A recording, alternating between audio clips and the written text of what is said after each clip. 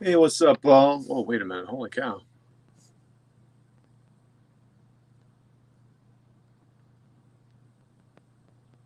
I already got a guest on here. What the heck? What's up? Hey Todd, how you doing? Good. Man, that was fast. I was like, yeah. Ah, welcome. Thank you. I just finished a bit of dessert, fresh strawberries with pie crust and half in a bowl. Oh, yum. Yeah, it was about 5,000 calories, so you know. Whatever. What do you? Yep, Yeah, so you gotta let that settle before you go to bed, then. Huh? got my co-pilot here tonight. Oh, good. All right. Which one's that? I never remember. This one's Kent. Kent. Okay. Yeah, I need to keep an eye on him because I have to go. We have to give him his medicine before we go to bed tonight. Isn't Yeah. that right, buddy? A gun barrel. I believe that dessert does sound delish. Yes. I like strawberries. A little something, something going on there. It's nice. It's good. Good flavor. So, I found Luke's arm. Oh, congratulations. So I got him mostly painted. Oh, good. Okay. Had it been missing, or are you just making it Yeah, to the movie? no, it was literally missing. Ah, So this is not. He's not one of my best paint jobs, but oh well. Life it goes on. it can all be amazing. What's up, OG? What you doing there, Gun Barrel? You doing a little painting, a little bit more Flames of War stuff? What's going on? What's going on with you? Chew. Don't be shy.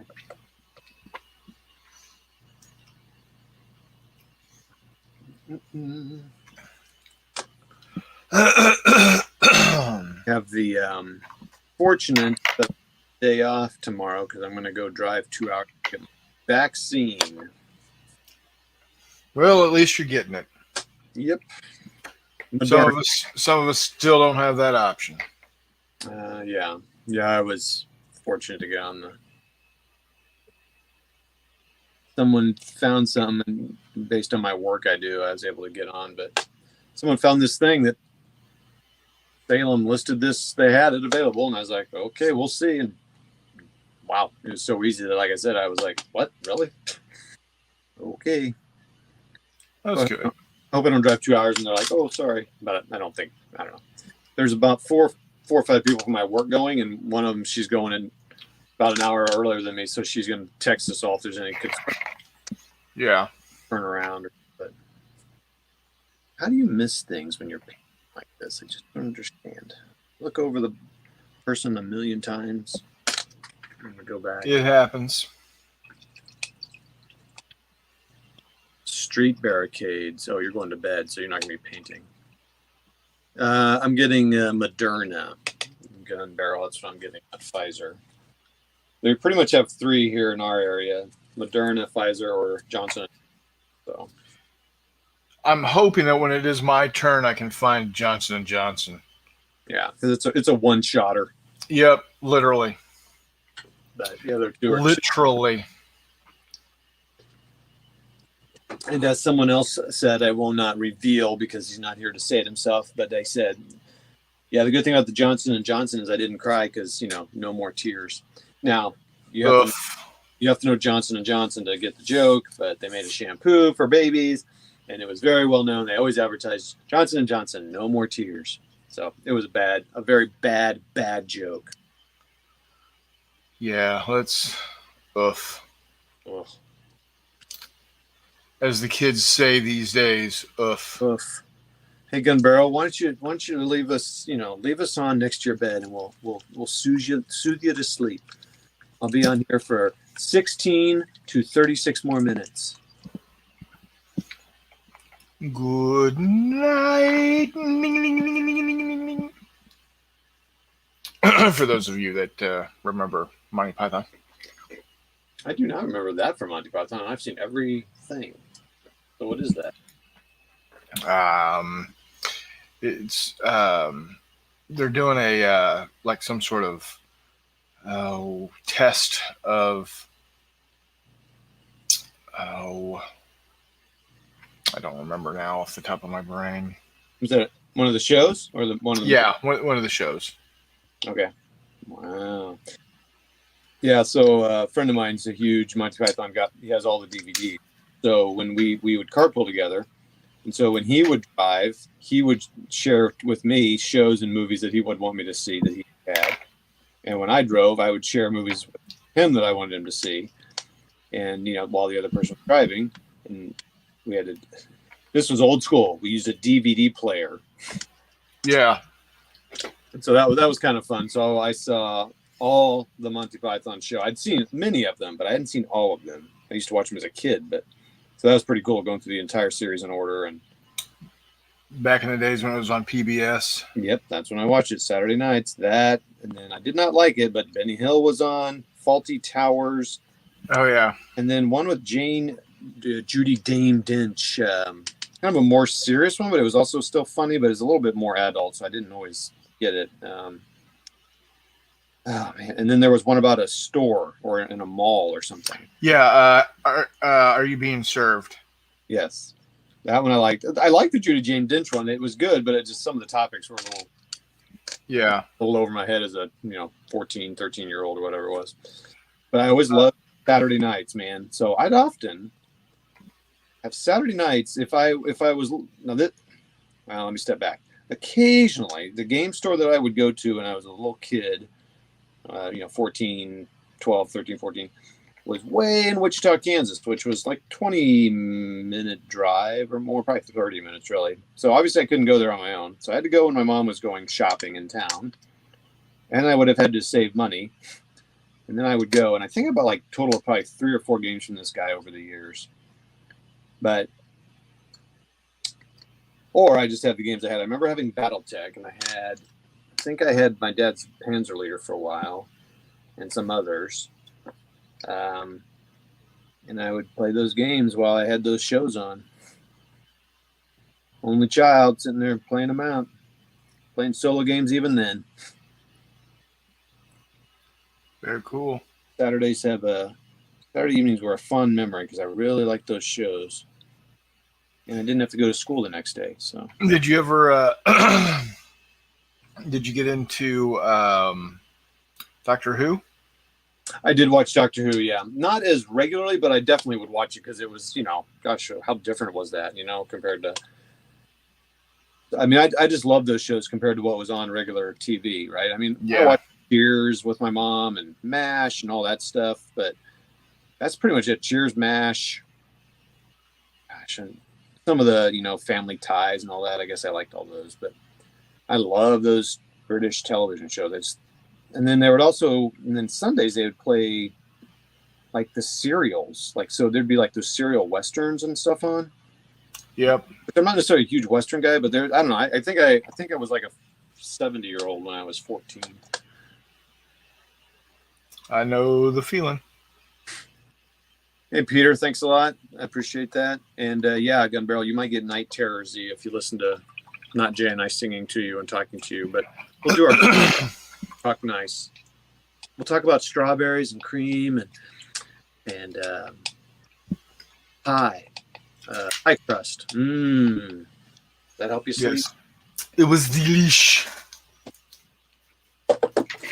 Yeah, I'm liking these, and I'm actually using contrast paint for the boots. All the boots. Das Boot. Yeah, I know. Completely wrong. Used the contrast green for the whole performance. It was a little bright green for me, even though I do like it because I've always wanted to make my painting. And it did accomplish that, but I just wanted these paratroopers to be a little darker. Maybe if I was painting up a whole bunch of US. Now, I'm not sure what I'm going to do with the green contrast paint. I'm sure if I paint up a big American group or something, maybe I'll use it. I'm pretty happy with the way they work. And they're not hard to use. I was kind of worried because I kind of heard people saying, well, they're not quite as easy as you think, but I'm like, dang, they're not bad. What, the contrast paints? Yeah, Piece of cake. I've actually enjoyed them, and you can put them on a little thick or something. But I'm doing the boots, so I don't really care.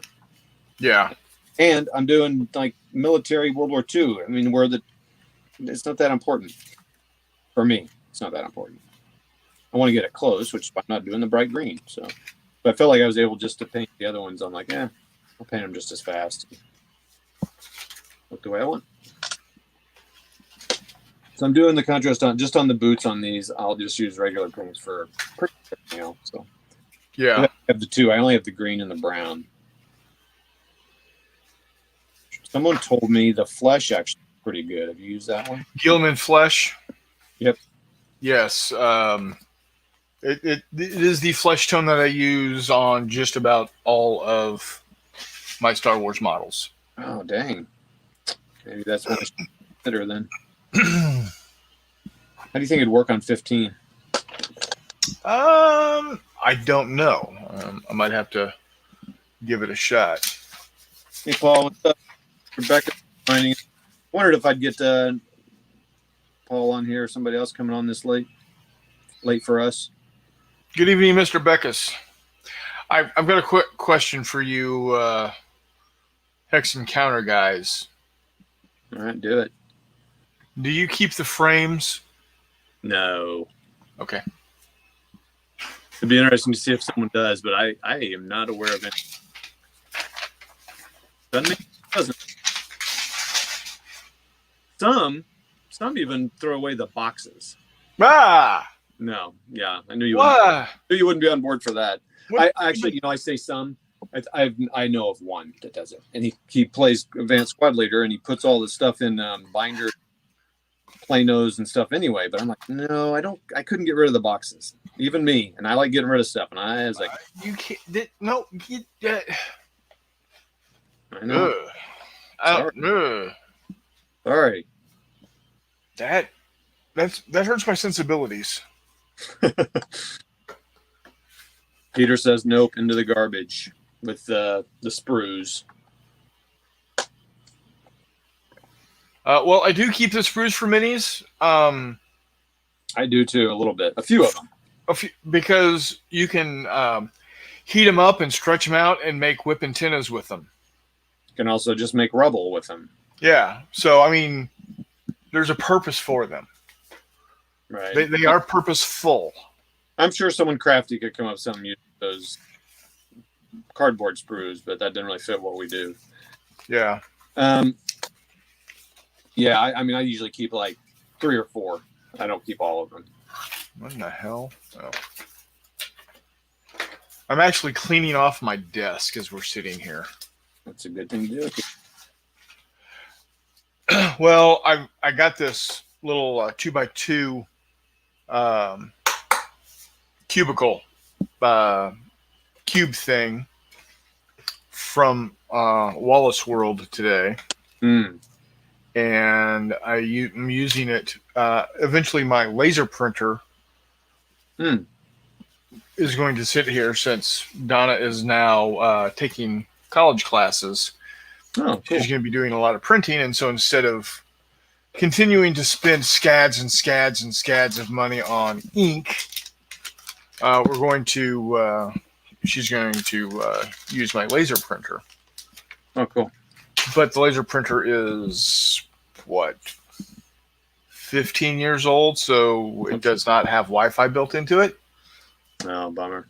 So I'm going to have to hardwire it into my computer for it to share.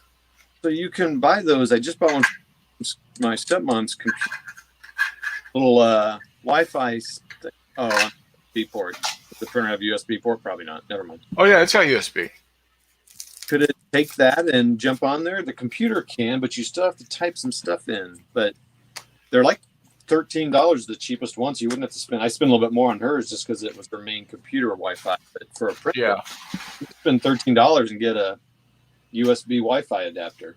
I'll just plug it in. All right. I needed the shelf space anyway, so Yeah. you know.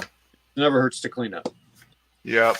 Feedback is everything bin, Peter Beggs, or you make screw goo for filling gaps. Oh, that's interesting. Yeah. And feedback is you can cut a hair off a dustpan brush for antennas. Heaps easier. Yep, I've done it. Not when you're dealing with 15 millimeter. I mean, I think that's probably what Peter's dealing with. Paul's dealing with. I bet. They do things different down there. Yeah. And he might be talking about a small brush compared to what I'm thinking. So. Oh, right. I tried that brush thing. I think I did something wrong as well. I know a lot of people do that. To blame operator error on that one.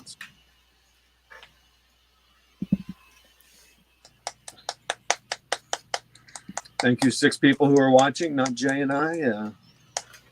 Him painting his Americans, me cleaning my desk.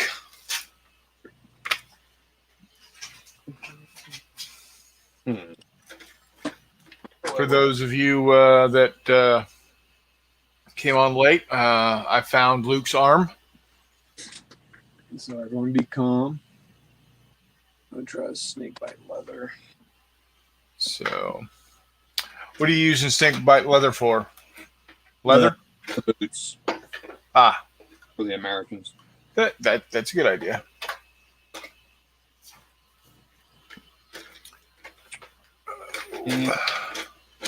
I am going to use fire green for that. I didn't at all.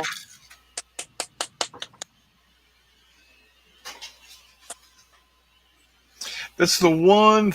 What? Not the one, but some of the issues I have with FDM printing is what to do with the raft after you take your stuff off of the printer. Okay. What are you supposed to do with it, or what's the? You throw it away. Oh.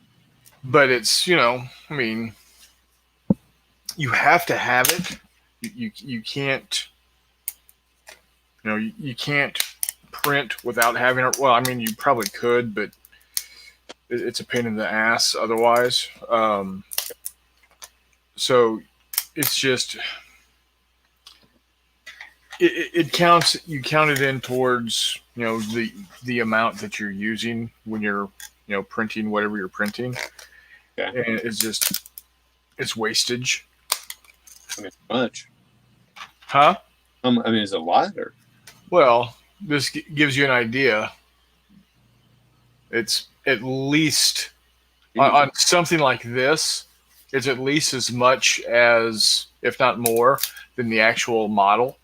Yeah. Now, if you're doing something like the Aztec pyramid that Jay Wiley is printing for Matt, it's proportionately not much because, of course, the pyramid is like this damn tall. Right. Yeah, I saw the picture of that. It's crazy. It's gonna be a nice addition to a game table. What's that? It's gonna be a nice addition to a game table. Yep. Yeah, it's gonna look really good. I'm sorry, is that a resin thing? That resin tub thing, or is that different? No, this is FDM,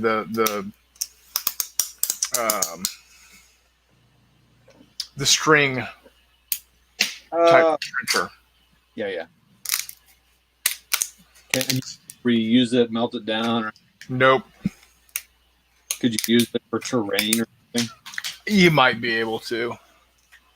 If someone wanted to. Yeah. The thing is that as you take the bits off, like what I'm doing right now, you actually bend the substrate, the raft, and it'll end up breaking on you. So, I mean, So if anything, it could be rubble or something, but that's yeah. It's analogous to a sprue for a regular ABS. Gotcha. So, but yeah, it just gets thrown away. Well, Whatevs, You know what the kids say. Whatevs.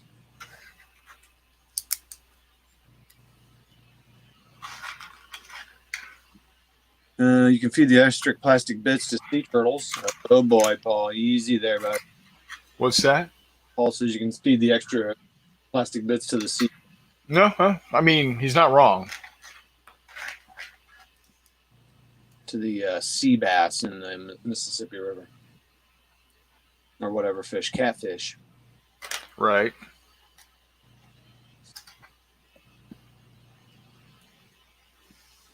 Let's see here. Oh, I'm painting. Pibakis is saying I'm painting Mighty Mo in measure 1944, 3222D cam, all the fun stuff. Nice. And I wish you're on here. You could show us that.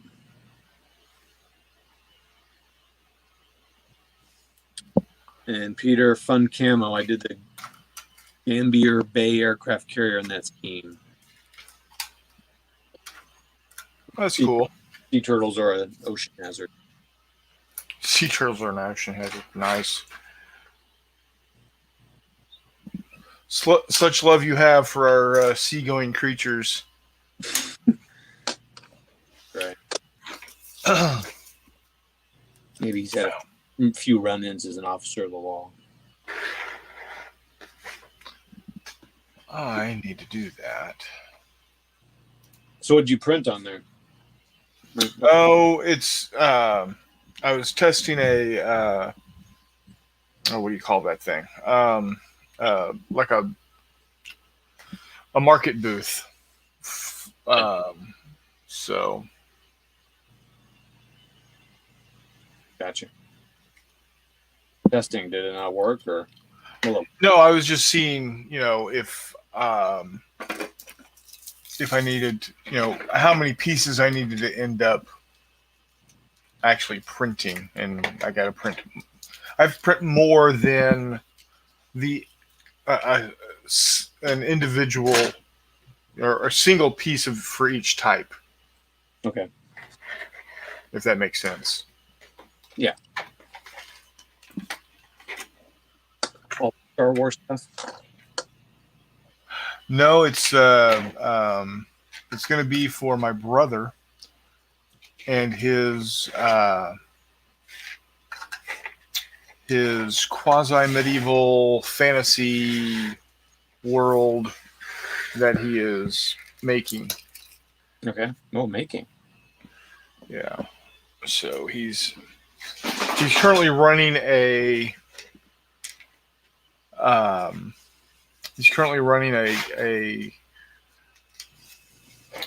role-playing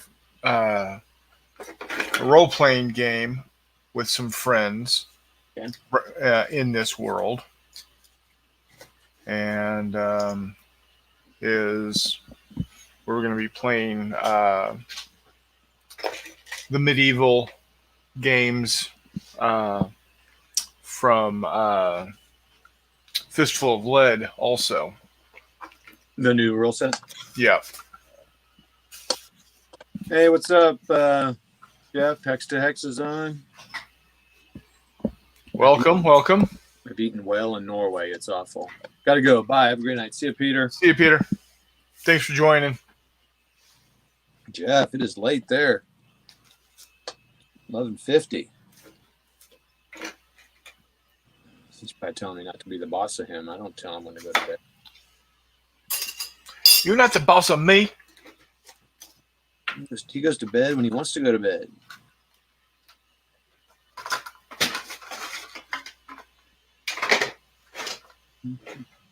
They make all kinds of noise. Adds to the ambient. Let's see here. So 24 minutes. I haven't even finished all the. Oh, dang! It's got a lot of gear on.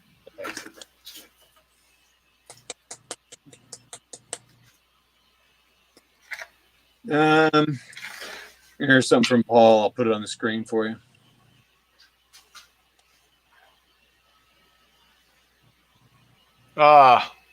That's too bad.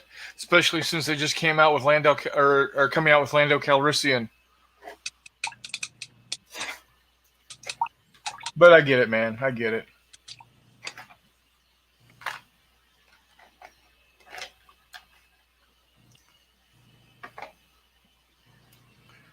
Well, you don't get the no room thing. I'm not on board with that. What's that? I said, you're not on board with the I don't have room thing. No. I mean, he is the he knows better his spatial situation than I do. So I can't belittle him for saying that he doesn't have enough room. But That's just not your philosophy. no. But you wouldn't get rid of the cat to make room for models. So what would you get rid of to make room for models? At some point, something's got to give. Honestly, I just make sure I have enough room,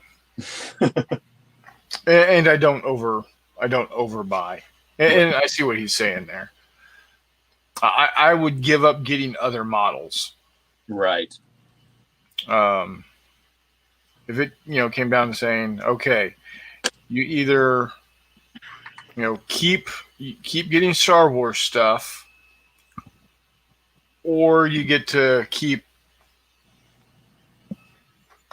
28mm Gates of Antares. 28mm Gates of Antares goes away. Right. Yep. Makes sense. And I thought I was running out of models to paint, and I remembered I've got Count Dooku to paint. Dooku. Yep. So I got Dooku to paint. I've got Cad Bane to paint. I've got Queen Amidala, or actually, she's not Queen Amidala at that point. She's just Amidala. I got a couple of stormtroopers, a couple of clone troopers. This unmitigated mess that I need to clean up. What is that? It's a alien of some permutation that I wanted to go with a pink face, but I went too magenta. Mm. So, I hate when that happens. A Star Wars alien? Yeah. Mm. So, Jeff, we're just doing I'm just trying to do some of my, trying to average 20 minutes a day painting. So it's just had a little time I was going to get on tonight, and I was going to have some private chat. And I thought, you know what? I'll just go live. Why not? It's been a while.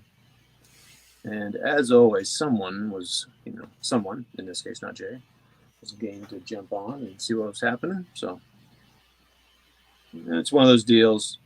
Hey, by the way, Not Jay has been going. If you don't know, I think most of you know, but he's been going live here a little bit. What's the name of your? I'm subscribed. What's the name of your channel? Is it Not Jay? Yeah, just Not Jay. Okay. So go to Not Jay, look him up, subscribe. He's been going live a little bit, which has been a nice addition. Usually goes on seems like right when you get home from work. I don't think you've had dinner yet. Have you yet when you usually go? No, I normally get on 7:30, 8 o'clock. So okay. I'm normally home by 5:30 or 6.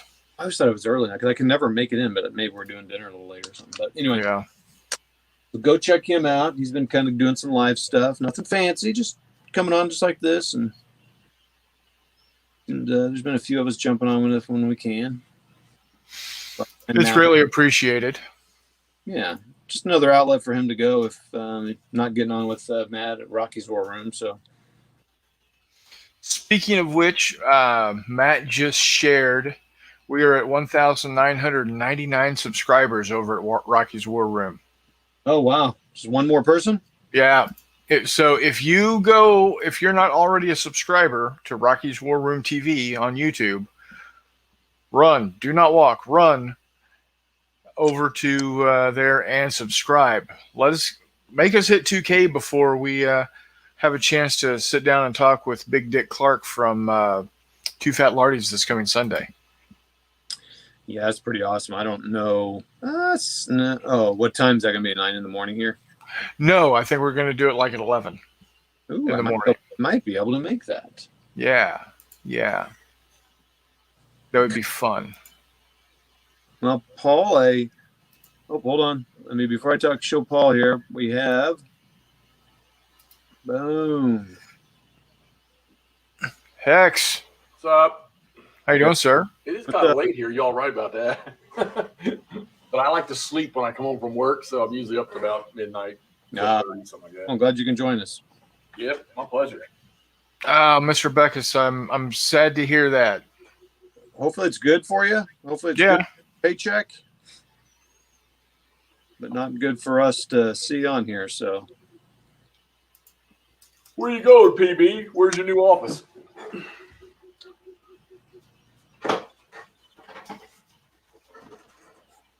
seems like it's been quiet on that. Have you recorded a video lately, there, Jeff? No, man. I've been writing an application for the golf course the last few, and I need to get it done before this weekend. I did go play German motorized movement phase and did a couple of overruns in Kiev to Rostov, but I haven't finished another turn since I posted the last one. Been so busy. What do you mean the golf course? What are you talking about?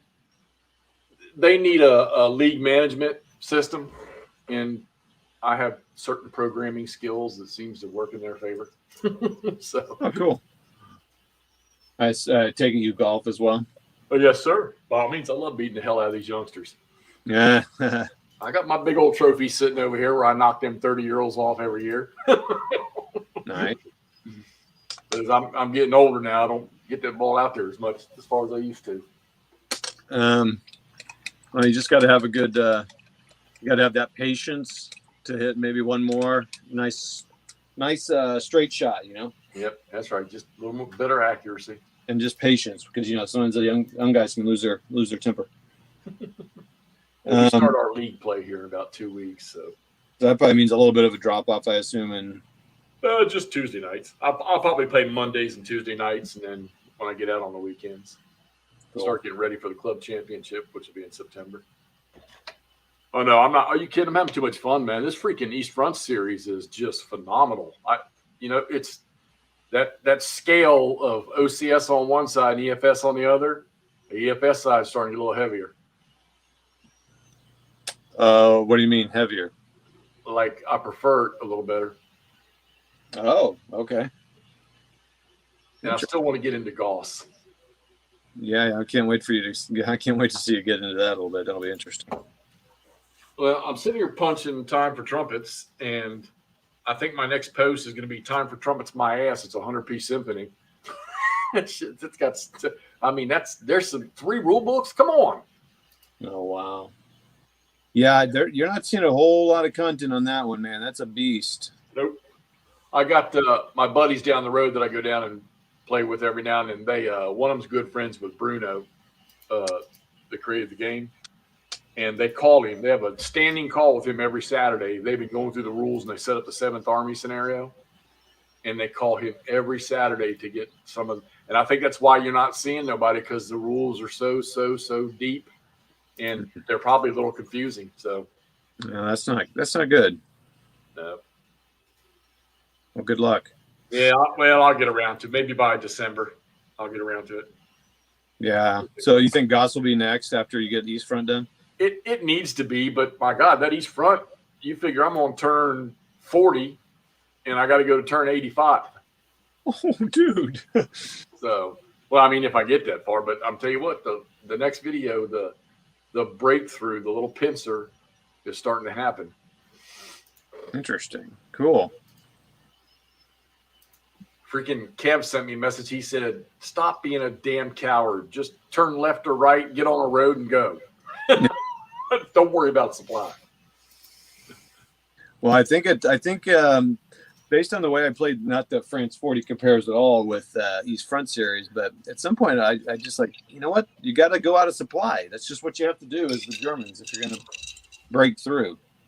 That's pretty much in it's But I almost in every event or every campaign they were in, it seems. Well, you got to It's the limits. lose units, and you got to just push. What are you gonna throw up next? I'm currently setting up GD40 TCS. Right. You've got like what, 3 or 4 games still dealing with early Western Front? Yep. And then Blitzkrieg Legend after that. Just a small scenario. I won't do a big one for that. Yeah, that's I won't do that again. As much as I love the big campaigns like that for that game there, I won't do that again. Oh, really? BCS right now. Hey, what's up, Matt?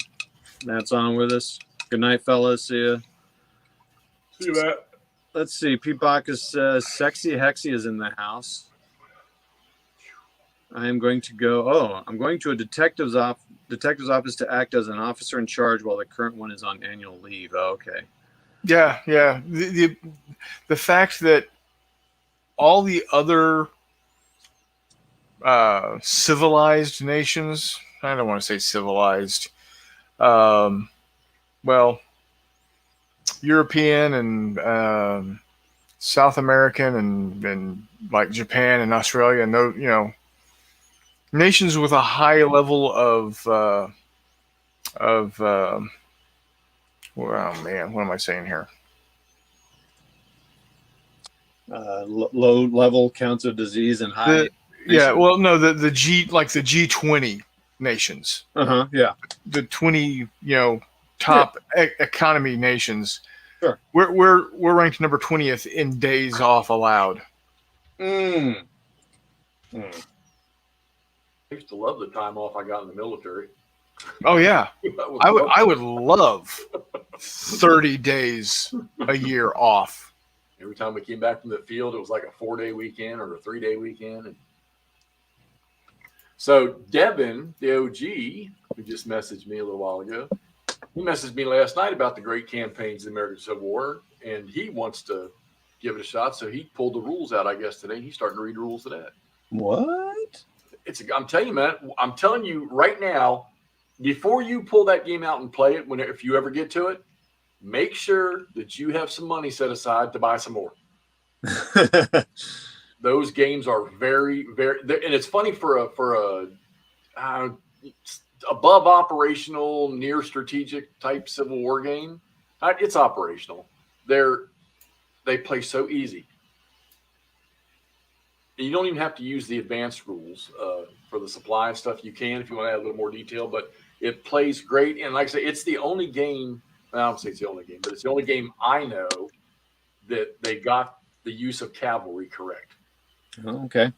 Well, I do have that one sitting on my table because I want to do a little quick unboxing of it and say, thank you to someone who sent that to me. Yeah, sorry I didn't organize it, but I remember where I think I caught somebody selling that on eBay, and I don't think they realized what they had, and I grabbed it. I think I might have paid like $16 or $17 for it. Oh, wow. And they said it was complete, but it was obviously used. So I think I took it out and looked at it, but I don't think I did anything to it. But I thought you've played it though, right? Or did you? I have another copy. Okay. And I sent Victory Games another copy of the U.S. Civil War that I had. I don't know. I think I got that at a thrift shop for free a long time ago. Okay. And I sent that to Doug Gearhart down in Florida. Oh, Doug. Okay. He said that when he got it the same day you did. He said he's already ordering 2 fold-out tables so he can set it up. Awesome.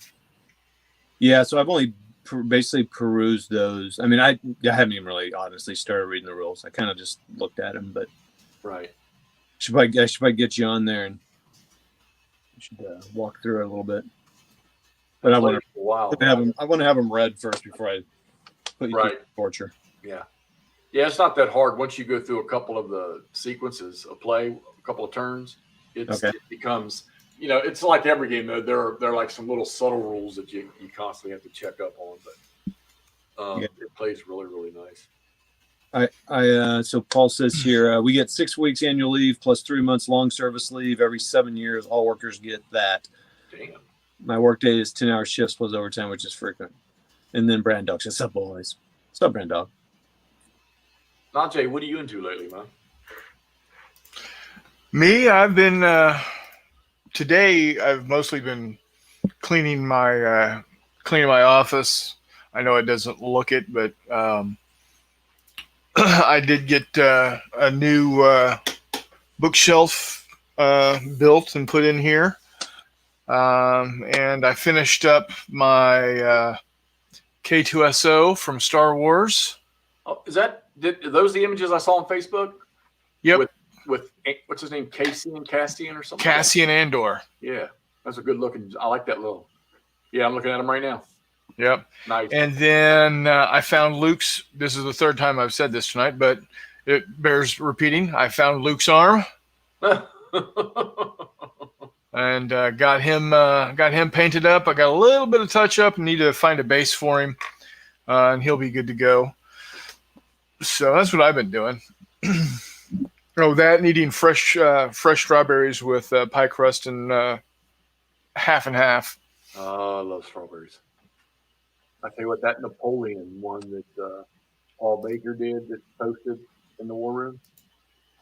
Yeah. Good looking freaking mini right there. What was it? He did Napoleon on his mount,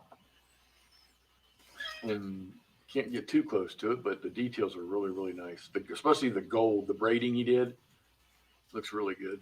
And this is in the Rockies War Room Facebook group? Yeah, it's like the third or fourth post. Okay. Right below Not J Stuff. So go check that out, everybody. Rockies War Room on Facebook. It's a group there. You can see what's happening on the channel and just post whatever you want on there. And now it's got an encounter as well. I mean, we've hit 2,000. So whoever jumped over there and subscribed, thanks. Wow. Sweet. Now that big YouTube money comes in. Oh, well, maybe not. Yeah. Yep. Yeah, I think I got another 300 to go to get there. I'm getting one or two a week, right? See, Facebook seems kind of quiet right now. Oh, really? It just seems like it's been kind of. I mean, no, there's posts, but it's like that in the Consum World thing. I don't know if the Consum World news site is really. Oh, yeah. That's super. Think it's sucking things away from it, or? There's not as much going on there. I mean, Kev's using it, but I think Kev lately, he's been big on Facebook lately. That's where I see most of his stuff. Well, and of course, the messenger, having that messenger is so convenient. Yeah. Facebook. If I don't pay attention, I'm like, I had it up here and I never even saw your message come by, and I was sitting there shooting tanks. I haven't been on the Consum thing. Oh, yikes, that is terrible. That helmet is terrible. I got on the Consum World. I've done a few things. There's so many sites. I'm not sure which ones I want to go to. I mean, to post stuff. It's like, oh boy. Yeah, I got about 20 of them that I look at. I post in the East Front ones, and GMT, and then the GCACW stuff or GBACW stuff. Yeah, that's just groups. But going to another, Consum World or Facebook or Twitter or Instagram or Board Game Geek, at some point I'm just like, yeah, I can't go to everything. And Board Game Geek's not real. I stopped posting videos there because it went silent too. Whenever I post a Great Battles of American Civil War, though, I go there because I know Bill Byrne and Tom Fernbacher are going to look at it, and they're the ones that of course, Bill Byrne's the master of the rules writing for that series. Okay. I watched. Did you watch? I know you did. Stigler's solo rant. Yeah, I was on live. I was on with him live when he was doing that. Oh, I was about 50-50 on that. Yeah, he's really been, and when he's done comments and stuff, he's really been pushing it. Like, yeah, not pushing the video, just kind of pushing that. Like, yeah, don't. He's just looking forward to games against people, not watching games against people, not these solo games. It's like, I mean, it's fine. That's fine if you don't like them, but. Me, it's the big games. I can't see playing the big games with somebody, 1 day type jobs or maybe a 2 day type job. I get that. I would like to do that. If I want to do that, I go down and see my buddies down the road and we do something. Yeah, I mean, those big ones would be nice with people just because there's so many rules like OCS or even East Front or something where you can kind of tell the story together and kind of keep each other. I think sometimes it's easy to keep each other going, right? Because you're kind of getting in that middle now where it might be kind of hard to keep going. Yeah. Well, so far with Kiev to Rostov, I'm enjoying it too much. So, and I get mad at myself because I'll walk back in the room to grab something, even though I'm not playing. I'll look at the map and I'm like, damn it, you need to stop and play. Do a phase or something. But the Soviets are in trouble. I can tell you that. Oh yeah. All of them that are within that Kiev pocket.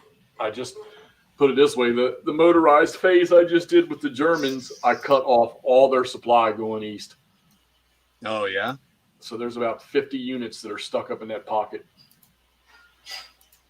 I'm a little teapot, short and stout. There you go, PB. Yeah, I think he wants that to happen on Rocky's War Room. Oh, He's going to do that. He's going to pull his subscription, so he's only got 1,999. So, but thank you for doing that. McMurray. Yeah, I know. I'm on there. I'm on there too, but I don't get McMurray. Paul. I don't get on there enough, and then I miss messages. Like sometimes you'll message me, and it'll be like a week later. I'm like, God, doggone, I missed stuff from British Legion too. But I'm on there. But again, it's like so many places. And then we got Trouble, Mordro, and Paul. And I'm sure he didn't mean to leave you guys out, but he's probably working. Yeah. So that's it for, let's see, I better write my time down. I got to track my time here, people. Are you still on your 20-minute grind today? Yep, on average. So 23, 20. I'm applying that theory to rule reading. 1 section of the rule book a day. Yeah, I could actually stand to do that, because especially with TCS, I'm kind of getting into some thicker games now, so I kind of need to spend a little time. So where I'm at with TCS now, I just need to get some pieces out on the board.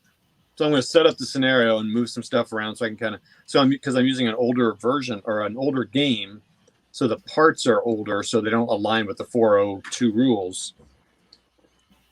But so I'm having to kind of get that stuff down. Yeah, I look forward to you. I want to be on one night if you decide to play that live. Yeah. Because I've got a bunch of those too, but I got to do a little ways down the road before I get to it. Ken seems to like it. I think that seems to be his favorite of the series, of all the series. Yeah, he does seem to like it, Yeah. for sure. Well, I'm getting closer. Oh, yeah. No, there you go.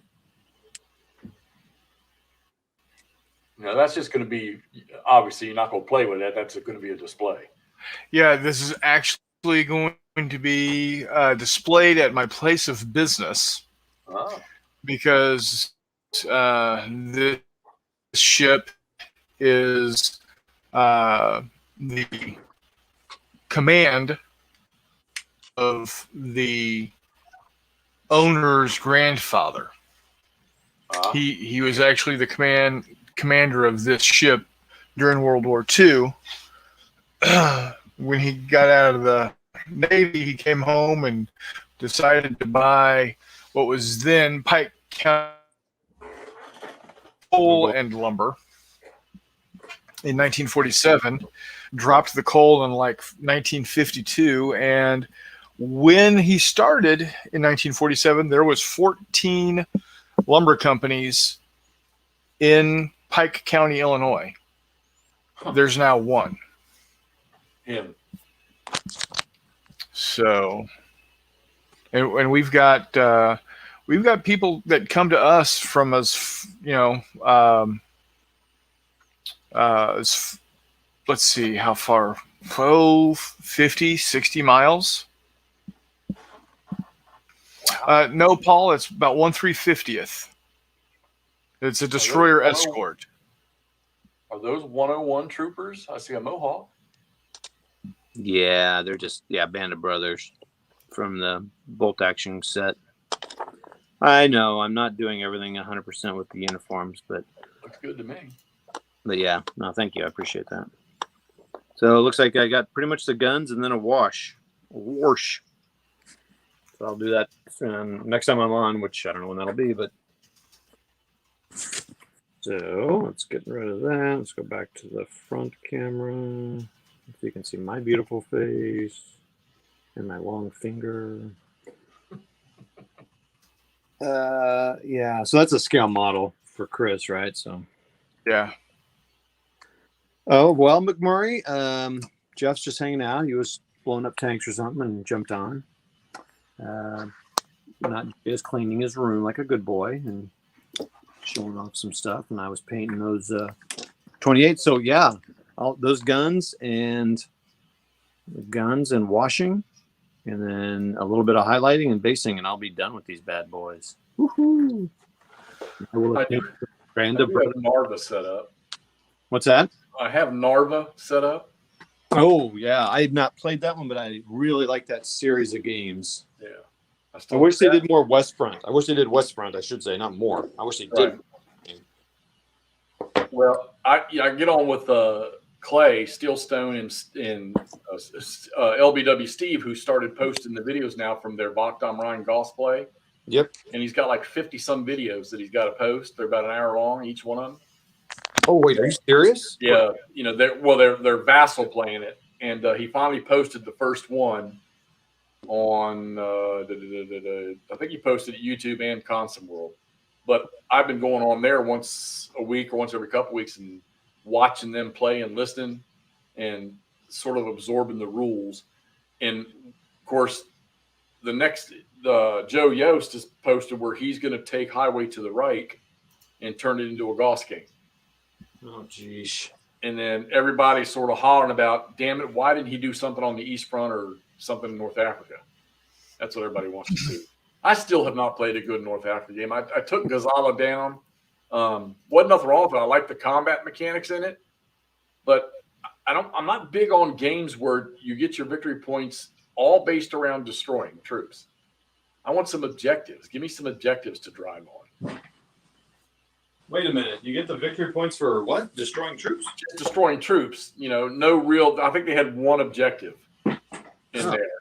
And I was playing through it when I got through that last video post. That was about 6 or 7 turns. I was like, damn, man, this is a good system, but there are no objectives in this game. At least no major ones, anyhow. And that didn't. And I get North Africa was probably a lot about doing that, but it just didn't. That's where it lost me. I took it down and put Narva up. Oh my gosh. And it's funny too because I put Narva up, and then Kev's part 2 video was with Justin, and he had just finished playing. I was like, damn, that's a coincidence. So I'm gonna give it a shot if I ever get around to it. Try to, something in between. But every time I walk in the room, I want to play Kiev to Rostov. That's pretty cool. I figure any game that I can stand there and I'll just stand there for 15, 20 minutes looking at the map saying, I'll tell you what I'm really getting into is the supply chain. You major roads and the railroads, and you have nets that you tie to. Okay. And I was looking at all the crossings on the Dnieper, and I took this one bridge. They blew it. And I attacked across, and then my engineers were able to rebuild it, which rebuilding a freaking rail bridge in this game is a pain in the ass. But I got it rebuilt. And I was all like, or I got the road bridge rebuilt. And I was like, all right, good. I got a supply line going across now. The freaking road stops on the town just over the bridge. Oh, gee. And I'm like, shit. So I had to redirect where my attack was going to go to. And I now have a rail bridge across Kiev, the river at Kiev. So that'll be my kickoff point from the west there. Yeah, I do like that when you have a game and you just kind of think about it, and then you, like you said, you kind of run across like, huh. I mean, that's a sign of a good, cool game. Yeah, I'm having a blast with it. And may throw, I don't know, I'd like to throw Crimea up next, or maybe Typhoon, but I've got to get on to Goss. I've got to, because I know, and I'm afraid once I do get on to Goss, I'm going to like it so much that I'll get stuck into that. Najee, I know you got a few games there. I've seen a couple of them. What all you got? What all you hiding? As far as Hexen Counter. Hexen Counter, I've got the Hunters. I've got Monty Lamar. That's right. I remember selling that one. I've got World War 85, Storming the Gap, and I've got Heroes of the Falklands. Okay. And then I think I've got some other stuff downstairs somewhere. I know Dev is sending me the Atlanta campaign, so I can sort of get a look at that. I'm kind of pumped about that. I'm going to use my. I got the War Diary magazine, Uh-huh. and I'm going to get that Poland game, 1939 Poland, from Lock and Load as soon as I get my darn discount. But I picked up. They sent me that magazine, so that's pretty Oh, cool. cool. Some really good stories in it. Is that and you get the game for subscribing or something? Yeah, you get one free Battle on Demand game. Oh, there you go. And then you get a 25% from them and from Revolution. But I'm waiting on Revolution's new Bulge game that's in pre-order right now. When'd you pick those up? They still got shrink wrap on them. I just got them in like yesterday.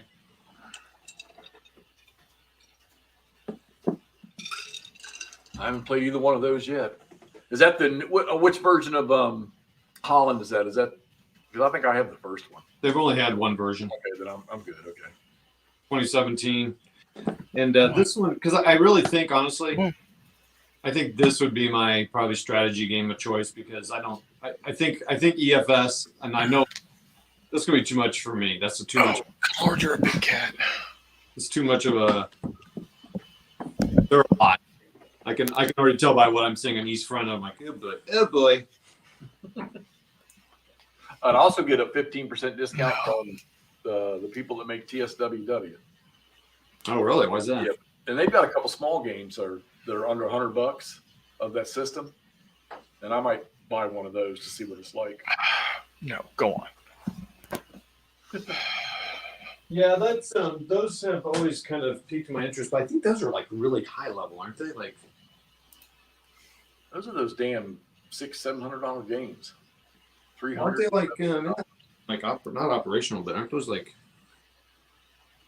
Well, they can't be. I mean, come on. what you want to call it? It's about as deep as it goes, isn't it?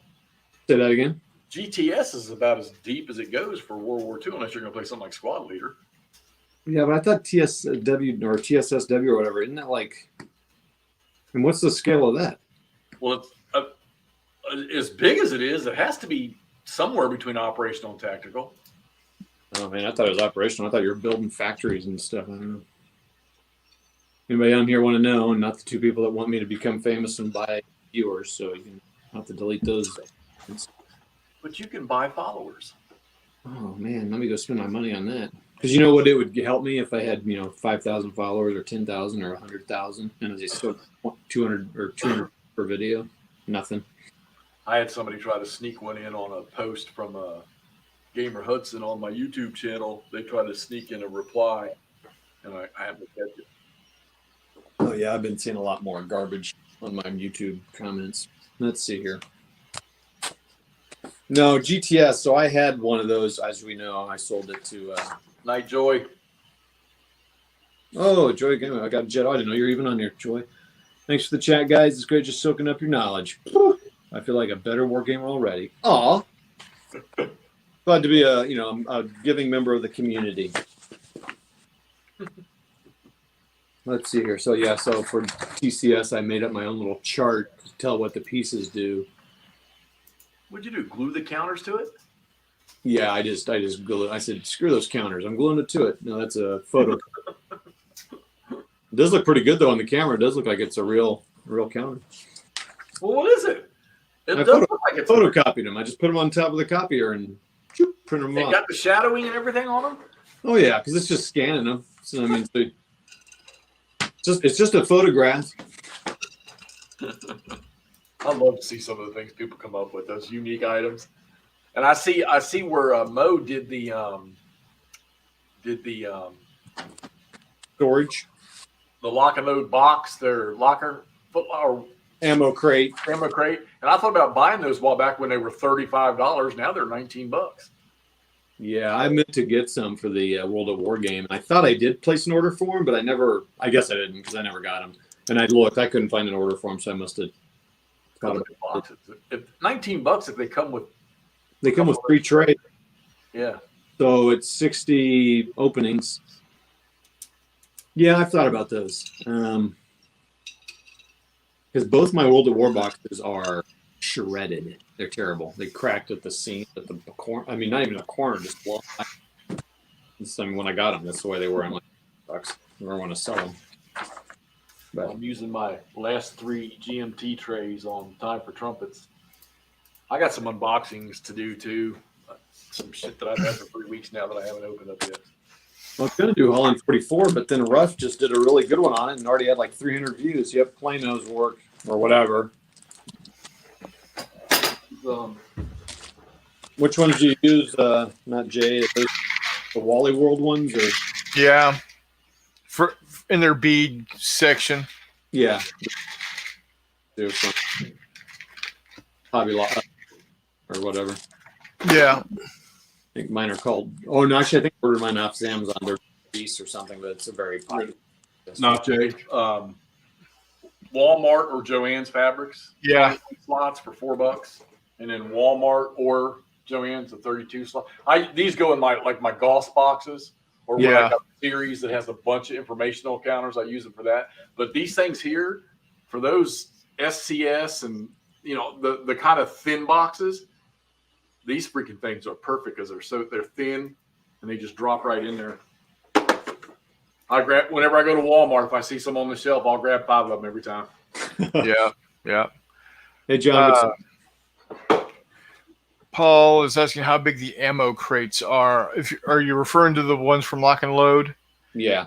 If they are the size of their Are they 3 inches? They're big boxes. They're 3 inches thick, and then Whatever. it's the same size box as World War 85. They're good boxes too. I've seen one. I had one in my hands. They're very, very good boxes. Yeah.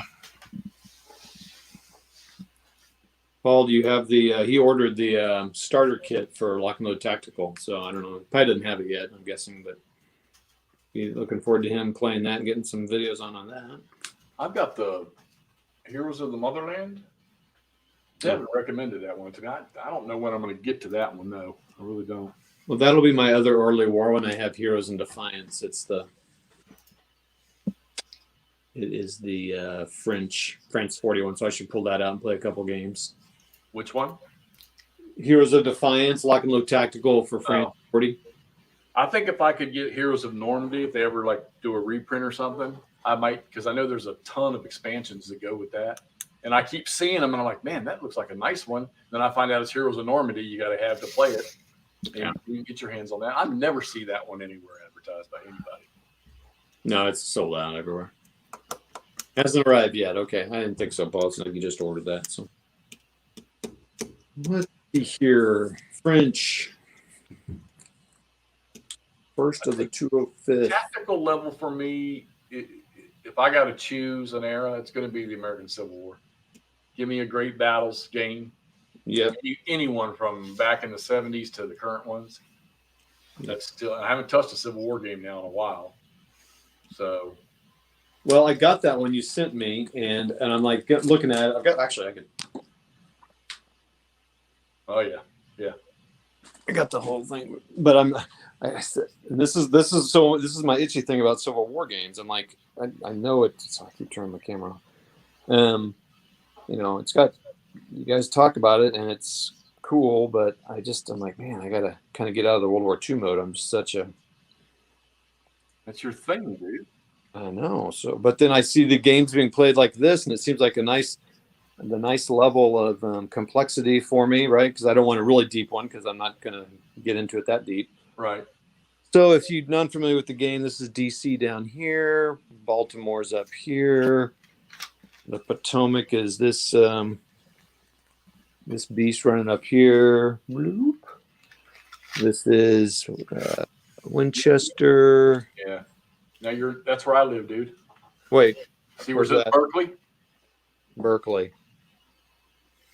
Where's Berkeley? Right there, just below that record right there. You get your finger on it. Now see Martinsburg. And I'm about 6 miles above Martinsburg. Yeah. Balding Waters. Ah, cool. Martinsburg's where I work, actually. Look, there's the fork. I can see him right there. Yeah. See, there's my car. Yeah. I'm telling you, you will like that series, and it's interesting because even some of the small scenarios, you only have like a few counters on there, and you're like, well, this ain't going to be much. Till you play it. Sharpsburg. Pretty cool map. I do like the maps. Right. And this is interesting. This one, was this you or did someone meticulously cut these out? Look at that. No, oh, you ought to see the Gettysburg one I got that I got online. The guy took the maps and he did that to them, and he laminated them perfectly. They had to send them to me in a long box rolled up. The long roads to Gettysburg or whatever roads to Gettysburg. That's a really nice cutting job on that. Yeah. Who in the hell had the patience to do that? Well, so did this map come with that gray edge? Well, the original map does, yeah. Well, It's gray at the bottom, but it's straight line to where it joins the other one. One of them is. I don't remember which one. How are you supposed to play them, or are you not supposed to play them like this? Well, yeah. You play the campaign, you'll use both of it. But you just deal with the gray line over the map if it's not cut out. No. I think I have to look at my set, but one of the maps there's no edge; it's just straight. Okay. So that you lay it over top of it. Yes. And somebody's working on trying to hook all of them together, all the great campaigns. Oh, geesh. I don't know how the hell you would play it, but there's some really the play in these things are just. Like I said, I got a couple of buddies that they like the Civil War, but they had no interest in this, and then we played one, and then we ended up playing 3 consecutive scenarios because it's such a good game. Blue Ridge Parkway, most beautiful stretch in the world. That's funny. 2 years ago, I said I would never move up to the Martinsburg area because I thought it was a dirty, nasty town. And it's embarrassing because, it's right at the top of the Shenandoah Valley. Everything is within 2 hours of me that's Civil War. And, I'm in Gettysburg twice a year. I go up. It's funny. I'll get in my car, take a day off, and I'll drive up to Gettysburg and just to go see one little spot on the battlefield. Be up there for an hour and a half, drive back home. So how far is DC then for you? That's not very far then. Hour and 10 minutes. And Baltimore's a little bit longer, it looks like maybe a couple minutes more. Yeah. You got the interstates that run into both of them. So, well, I was thinking about that as I was looking at this. I'm like, holy cow, man. I mean, we have a few battle sites out here in Missouri that I've not even been to, but there's not very many, but there's a few, a couple like Wilson's Creek and stuff. People like, there's one actually within 10 minutes of me, but I actually need to go visit that just because, even though it's not my main history thing, but right. But anyway, when I look at this map, I'm like, holy cow, there's so many battle sites that are probably just all over this place. Well, I live 20 minutes from Winchester. I've never seen any of the battlefields down there.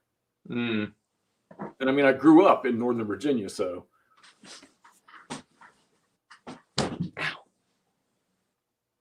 John, you probably buy more games than any of us.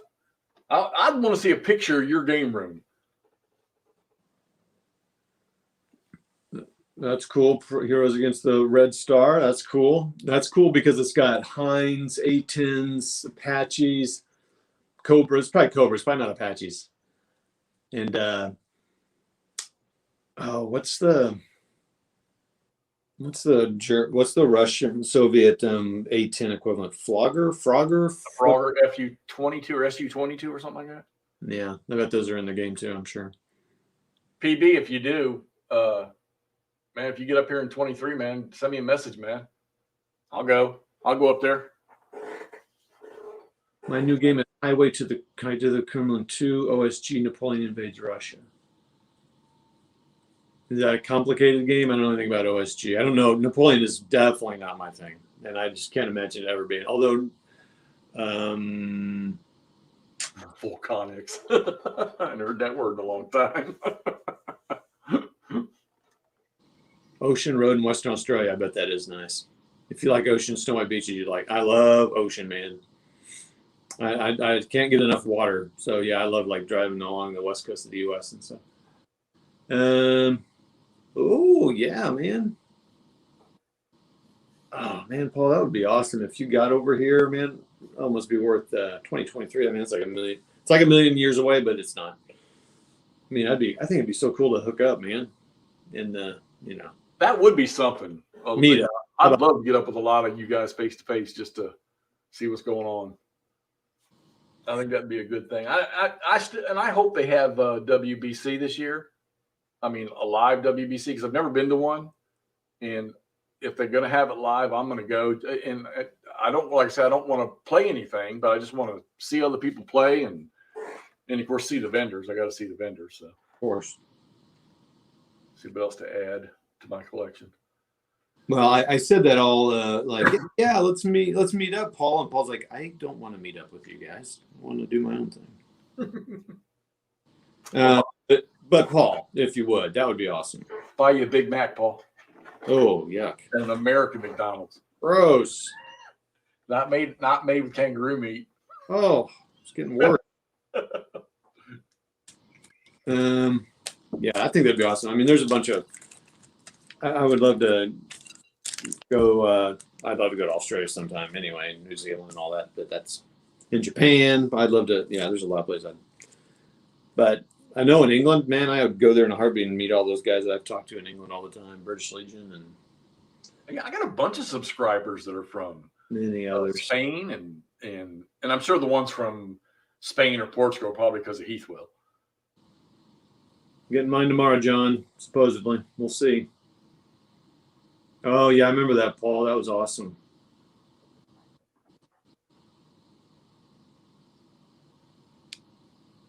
That was awesome. Yeah, I'd love to go to Salute and all those shows too. That'd be nice. So 90 and Oh, all right, boys. Well, I'm going to head out. heading out. We'll talk to you. Yep. All right, Dante. See ya. Hey, guys. Bye-bye. Ta-ta. Okay, so Did you watch all of that Western shootout we had last Friday? no, I was busy helping my stepmom move, so I just kind of put him there to give him some views and kind of heard a couple of them, but I didn't hear enough to. They were talking about the next day on the Wiley show. That was hilarious. I'm glad you had a good time. Yeah, we need to get Kev and Mo on there. Was it Mo? Yeah, it was Mo. I need to try to hook he and Matt up so he needs to get Kev and Mo on there and have the board gamers go against the miniature war gamers. Or I think it'd be more fun if they paired them up, like a mini war gamer and a board war gamer and That would be funny. That'd be fun too, actually. Mo and Not Jay against Warmut and Kev or something like that. I've never seen Mo ever play anything. I mean, I assume he does, but I mean, he does mostly the reviews and informational stuff. Yeah. Yeah, no, I was on with them and they're like, oh yeah, it'd be fun. So I just haven't made it happen. Just all talk, no action, just talk. Kev, he's been quiet, I think, about the last week. I see a few posts from him, but or respond. His little Lord of the Rings one he did, I laughed so hard at that. No, I never watched them. Yeah, but I was bouncing around tonight on Facebook, and it was just, I mean, it's quiet. I mean, well, quiet to what it was a couple months ago. Yeah, I think we kind of go in streak. He doesn't go as streaky as I am. I can go in streaks. Like, in December, January, I just cranked him out, man. I was right. February, I just went cold. I had a little health thing, and then just mentally, I was just like done. And then I've done a little better this month. I've just been trying to get on there a couple times a week. Just like I'm going to be putting up like a 30-second video update of my painting.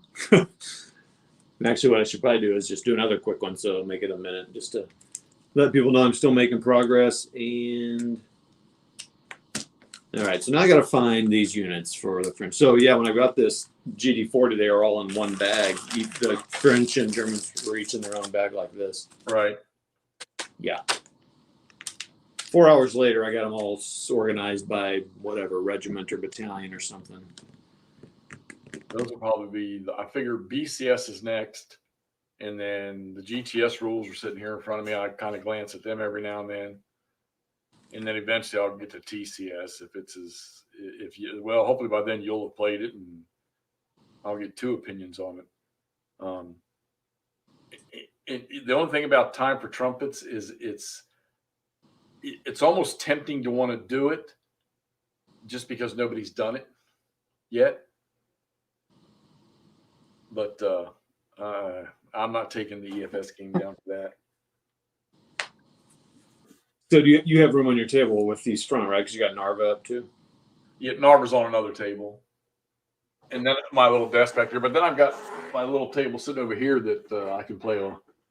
I could probably do a 2-mapper side by side on that, but I can't get away from what I'm doing in the back room. I'm hoping that by this weekend I'll get back to normal and start shooting some stuff. Like I said, I need to do a couple of unboxings.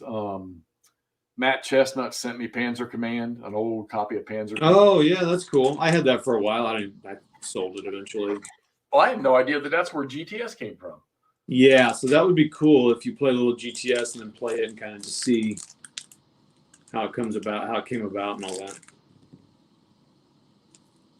All right, so where the heck is this tool? I did all the sorting, and now, oh, you know why I can't find it? Because I'm looking at the Germans, not the French. Holy mackerel! And which GD40? I mean, I understand where it is, but what area is it focused around? Stone is the main one here. The French. Oh, you're not gonna be able to see this at all. The glare is terrible, but. All right. Okay. Oh boy, someone hasn't filmed ever. There's Stone. There's Gotcha. I don't know these towns. Anyway, Stone's up on a hill. You got this valley, and the French are counterattacking. This is before they started putting steps of tanks on the counters, so each tank is a tank. So, like the French companies here, battalions, you've got the 3rd Reserve Armored Division, 41st Tank Battalion has, first company has 10 B1Bs. So you have 3 companies, each with 10 B1Bs. So I got 30 counters for one battalion, as opposed to they started to combine them and to put steps on there and use a counter. That's freaking super tactical at that Oh level. gosh, so I've got those. So I got 30 of those. I've got 24 H39s, 35 H39s, 30 more B1Bs. I think the only engagement that I mean jumps into my head when you think of France 40 is Hamet, where the Germans shot through a gap. It was like the biggest. I think Arras was the biggest. There was right? Big counterattack there too. Yeah, Was a big one. I think they said Hamet was the first really tank on tank engagement in World War II. Oh, okay, yeah. Hamet or Hamet. It's something. Sounds familiar. I played a computer game that dealt with it. Well, that's another thing I'm doing. I'm reading To Lose a Battle about the war in France. Oh, yeah, I saw your little talk about that. Let's see here. So now where is this lovely tank battalion? War in the East 2, Gary Grigsby. Yeah, that's where my next big chunk of money will go to. Oh, poor John. It's funny, John, because I've probably seen 3 or 4 people that'll pop videos saying, okay, so here we go. We got it up on the table and we're going to get after this, and then nothing. They don't even follow up with it. The That's funny. Shoot, what was I gonna say? Yeah, so I really like, so kind of stepping. So I think Stalingrad 42, and then those series of games, Victory Lost, Victory Denied, Narva, Königsberg, which I haven't played those two. I feel like that needs to be my higher level East Front games, because that's enough. It's almost like Civil War. It's like enough detail for me, right? It's like get it and it's good. OCS, because, and then even East Front series, I'm probably going like I'm going to play one and see, just to see what it's like, and then I'll probably end up turning those around, but we'll see. All right, so I'm going to set up the 205th, 1, 2, and 3, 1, 2, and 4th. All right. And in that game there, aren't you writing out your objectives? You're supposed to, yeah. You don't have to play with them, but I think it's a cool thing that they have on there. Right. So right. Which is kind of cool. I think it's because Dean Yesig was in the military and kind of was involved with that, so he knows the importance of it and how the roll up plays. I like it because, to me, it's a good solo thing because then you can draw up like 2 or 3 plans. Kev's talked about this, and then you kind of randomly draw one, and then you kind of have to interact it, and then you also can't change it like like send tanks over here and go, oh no, they need to go over here because that's not how it works. Like don't keep. That's Civil War Brigade series. I love that, writing orders in that game and not being able, when you try to change them, you got to hope that the commander is smart enough and roll the dice, that he can actually change that order. But that's hilarious to move an entire brigade into one area to find out that what you were going to meet was moved somewhere else and there's nothing there when you get there. Cool. Yeah, I've watched some guys play that. They do you also write orders for line of battle? I think they minimized it with line of battle. That was the whole premise of that, to have a tactical level game that was stemmed from RSS, which was way, way too detailed. Okay. And I guess it didn't catch people's eyes because of that. So Okay. it stemmed it down. And I guess people say, a lot of people say that the line of battle is the best of the bunch. But then you got the other crowd that the Great Battles of the American Civil War from GMT is because it's got Richard Berg's name on it. That those, and I haven't played any of the line of battles yet. I will eventually. I got them all, but I already know I love GBACW. So, but those are games too. When you set them up, they're going to be there for a little while. Yeah. Oh my gosh, where the heck are these artillery? So there's a guy in a group that I belong to. His name's Nick Roser, and he does a ton of videos. He does a ton of videos, and I've been with him. I didn't play the game with him, but he was in the same room. He loves that series, and so I'm pretty sure they were playing that game. But it was fun listening to their orders. They would write like one. They had a commander. They had multiple people playing. So one guy was a commander, and he'd write the instructions out, and then you had to interpret them and stuff. And some of them would write it in kind of that not flowery, but that kind of 1860s language. Try. Yeah. I don't know how. Well, but his tutorials for line of battle are phenomenal. They are. I mean, he's confident. He doesn't mismatch words, and he also him and his uncle. Yeah, John. I haven't heard anything about it, but he did the Battle of Perryville using the line of battle system, and I saw his crown map work he did and stuff. And I don't know who it was. Somebody was on a stream one night was talking about he's still trying to get the contents to MMP so that they can publish. But I also understand from the last thing I heard from Nick Russell that he was also working on like a quad type game, I thought. Oh, I didn't know that. The Civil War. Man, I'm telling you, that was some of the first videos I watched when I came back into playing. Once I found out what MMP was, God, I can't believe I didn't know who they were. That's fine. They're right there near you, relatively speaking. Yeah. Yeah, they've been around for a long time. Of course, I mean, I'm out of the SPI Avalon Hill, and I was never really super big on Avalon Hill, but all SPI games, for the longest time I loved them. And then Victory Games sort of snuck in. I didn't know much about them, but I know that the games that I had were freaking excellent games. So, well, it's almost 1 a.m, and I think I'm going to pass out. So, see here.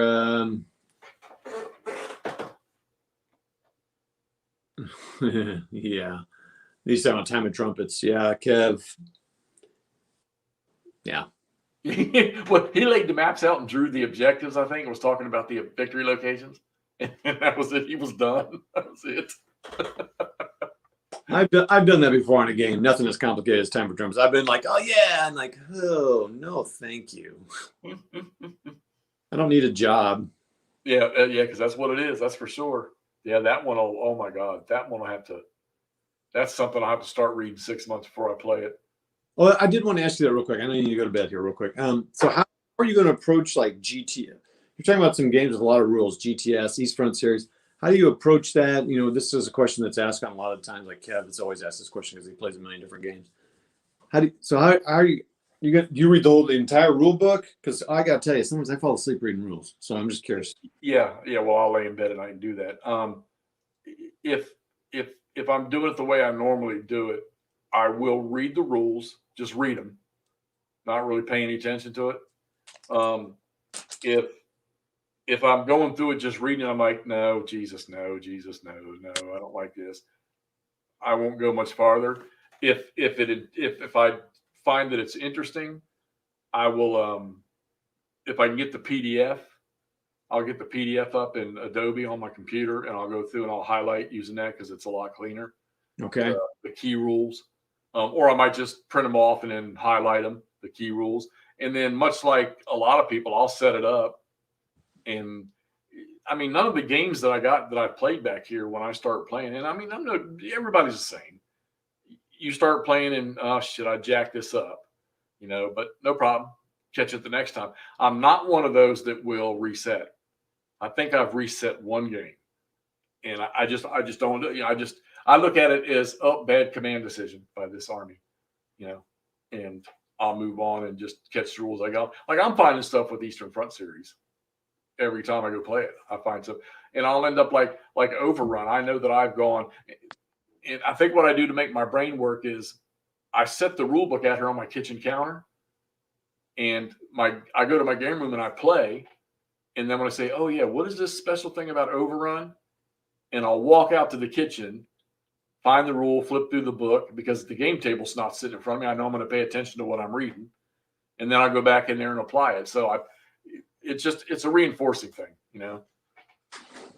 I don't think you ever master. I mean, talk about these guys with squad leaders, but like I said, that's a way of life. Squad leader is a way of life. Well, so Paul, see you, man. Get 1 o'clock in the afternoon. So it's 1 o'clock in the afternoon there, 1 o'clock for you, Jeff. So you're both at the same time, just different. He needs to get busy and you need to go to bed. John, yeah, I know. Put a microchip in her head.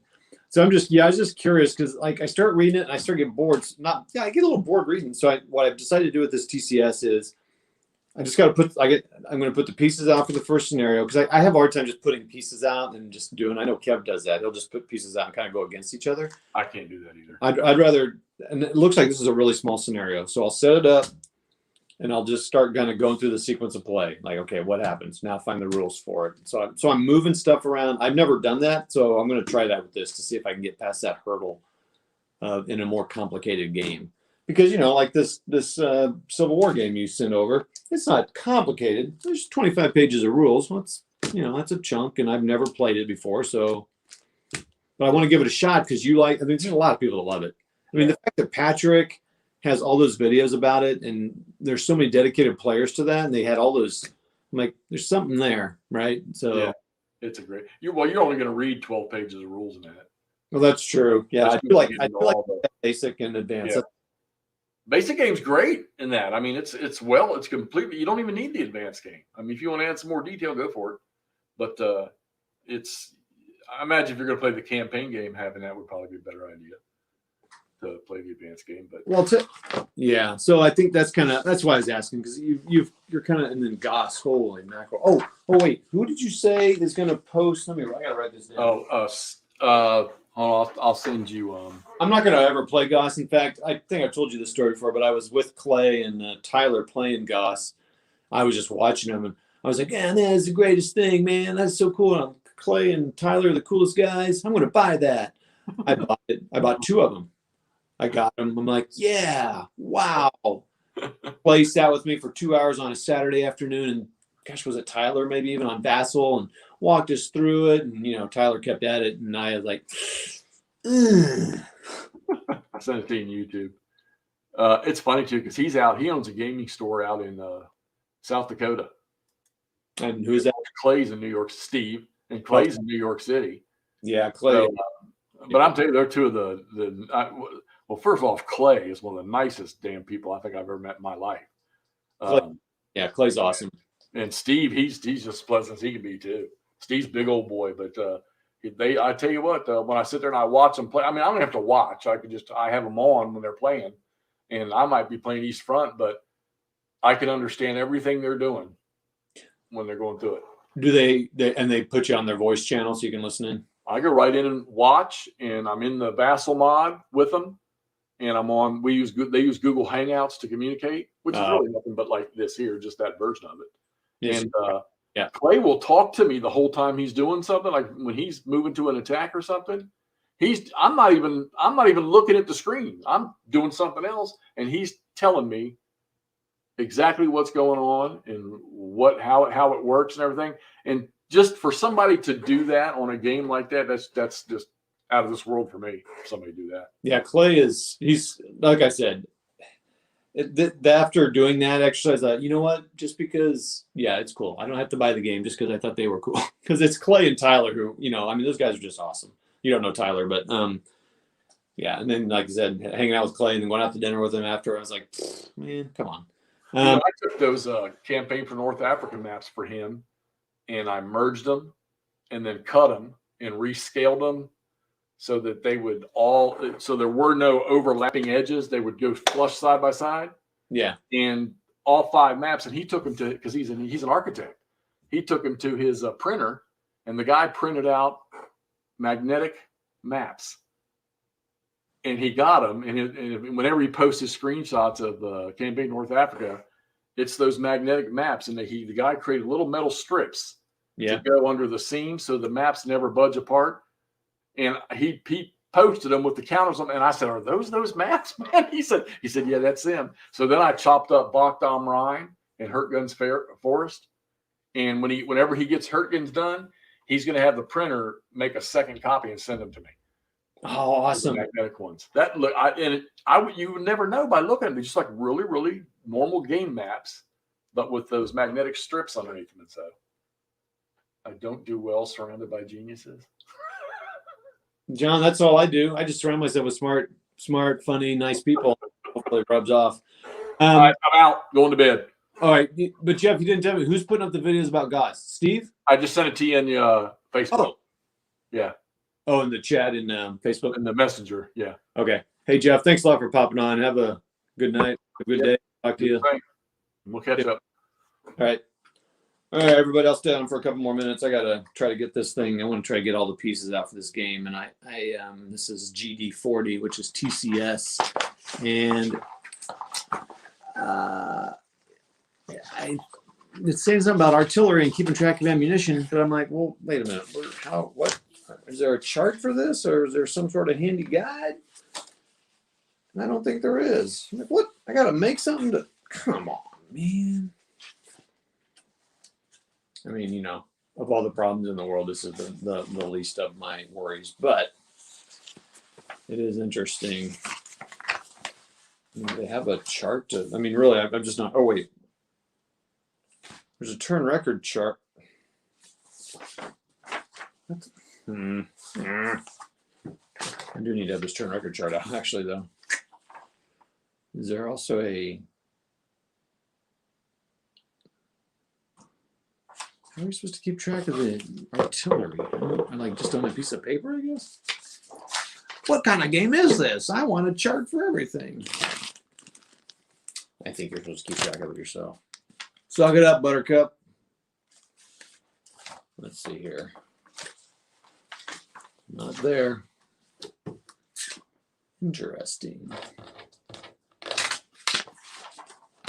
This covers only 2 days. 15th and 16th of May, 1940. So I need to get out a piece of paper. It's got revised air tables.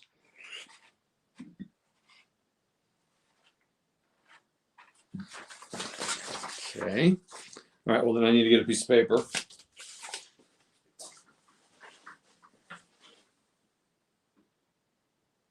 GD40, Großdeutschland 40, the Tactical Combat Series, John.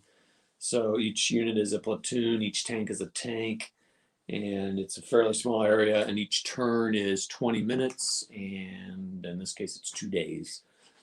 And the stacking levels are crazy. I think you can have 6 tanks in one hex, and these are tiny hexes, man. Tiny.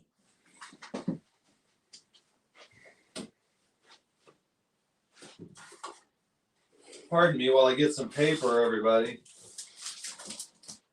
And then I need to go to bed myself because it's almost midnight and I need to get my nice 8 hours of sleep so I can be beautiful and a genius. Yeah, you see me in my nice pantsies here. Okay.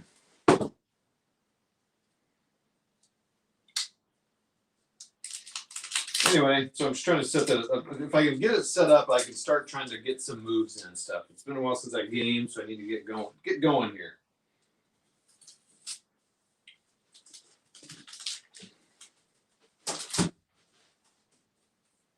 I can't even get the paper open. What is my deal?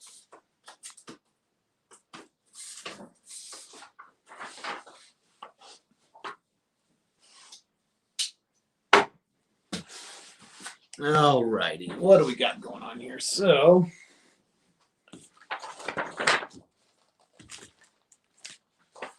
we need to write down. So the French get 3 sets of artillery. And they get 1.178, which are 4 75mm guns. Seems odd that they don't have some way of keeping track. I wonder if the later games have something like this. And I'm not going to write in the book. And I get 50 HE rounds in the game, 10 smoke, and 10 illumination rounds. What time is the game going? Oh, it is 0400. 0400 to 0900, 15th of May. 16 turns, because that is 20-minute increments, so 3 times 5 is 15, but one of them must be you play the whole 9 o'clock turn, I guess. Pardon me, rude. So somehow I need to keep track of that HE. A little surprising. And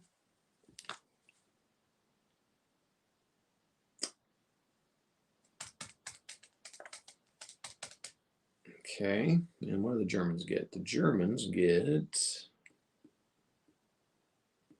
are in defense on this one. They get 4 105 guns. And I wonder if ammunition means that's how many rounds you can shoot. So I got 50 rounds of HE from a total of 12 guns. Just 4 rounds each, I guess. I have no idea how they even work in this game. So, and again, tactical combat series. So this is a game where you're supposed to write your orders, but I'm not going to this first time around. And I'm going to use the simple pancake method of elevation. You can do it 3 ways, where you even like do like half the contour lines. I don't even know. I'm not going to get into it. Hey man, Private, see you later, man. Thanks for coming on. Well, John, that's kind of the point, right? It kind of to show that you couldn't do well, right? And if you're troops, you got to keep track of your morale and do all that, because the problems, some of them were tactical, some of them were because they were putting them up against, reserve second, third line units, so they just weren't ready for that. They just weren't ready for the kind of warfare that was thrown at them. So, and then just whatever. But yeah, the tanks are, from what I can tell, they're pretty good, but they didn't have radios in them, so that's a problem. So there's lots of issues. I mean, it's just like everything. It's not simple. It's not black and white. Oh, they just crushed them, or they just were, and I just kind of hearing an interesting discussion about that. How we portray troops, and it's every game's got the French are this way and the Italians are this way. Those are the famous ones. Or Japanese do this, or the American. It's like, yeah, not everyone though is like that, right? That's why Advanced Squadron is kind of cool, because they have man, sometimes I know it's crazy, but they have like 4 or 5 levels of troops for the bigger nations, because there's more battles that way. But even some smaller nations, because not everyone was a really good American unit or a bad American unit or a bad Italian unit or good, so I think that's smart, because they're not every. Just can't lump everybody into one kind of group there. But I mean, I know there are trends for some of the countries, but all right. So I think that's all that did. So I don't actually need to get any units out. So I also need the 6th GRDI. 6th GRDI. So basically my goal, okay, recon group. Oh, cool. All these little AMD AEC cars. Oh boy, those aren't going to last long. But they come out. They arrive with an order to conduct a hasty. So This one starts with an order to hasty defense of entry area S, which I assume is south. Yeah, down here on the map here. Don't expect you to see that. I'm losing people. I'm going to Sleepy Pie. Yeah, so I mean, so John, I'm going to have some FCM 36s. Maybe that's it. Then some infantry, and then later we'll be coming on some AMDAC on armored cars. So not that you could see that. See, armored cars. I'll do some good filming here. All right, so now I can put the rest of French away. I don't need these guys out. Let's get them out of the way and get the clutter out of the way. And okay, so John, I don't know if I saw your answer. You're the one that said you're playing OSG, right? Is that what you said?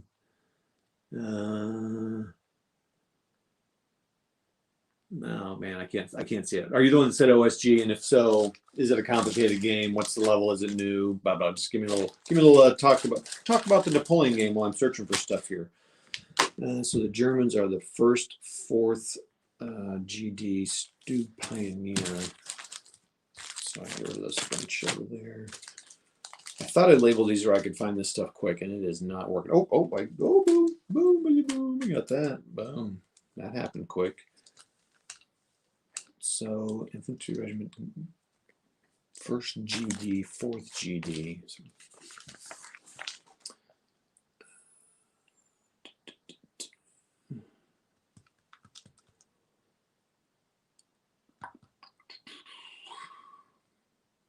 Infantry Regiment Großdeutschland. I wish they would have used the label, the same label, because they just go 1 GD, 4 GD. Do they mean?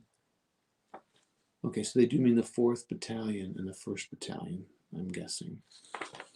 So I think I put these in? Yes, I did. So 1st and 4th, the 2nd. Okay, so the 2nd is involved, so he'll be coming later. And as will the 3rd. So I need all of the infantry regiment.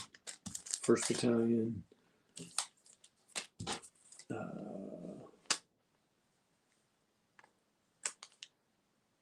I think I needed to label that one infantry regiment.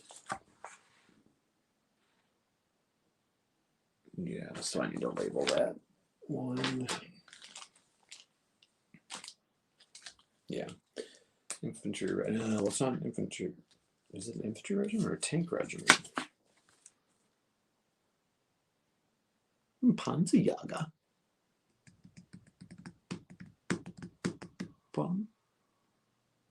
Goodness. So I need to write down infantry regiment GD.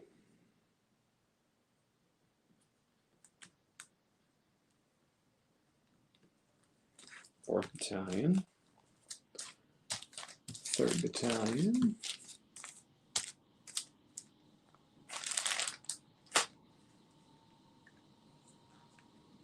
First Battalion, 2nd Battalion, 4th Battalion, 3rd Battalion. Okay, got it. And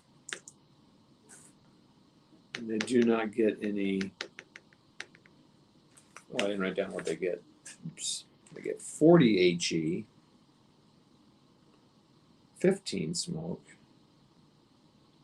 and 15 aluminum.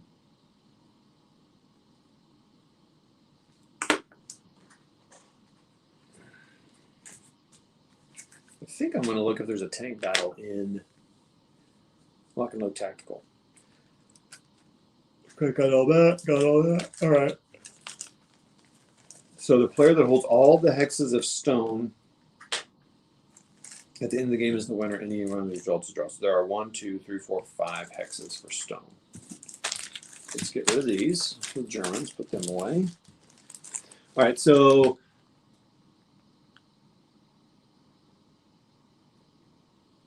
the OSG games looks great, but the French are baby boy blue and the Russian counters are brown. No dude that came from.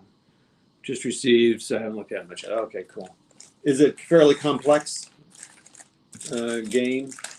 Whatever that means to you. I mean, how many pages of rules or whatever.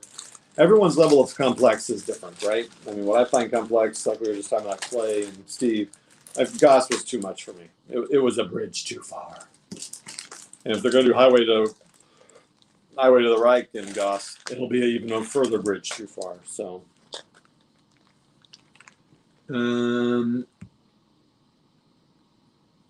French tanks were much better than German. Yeah, I mean,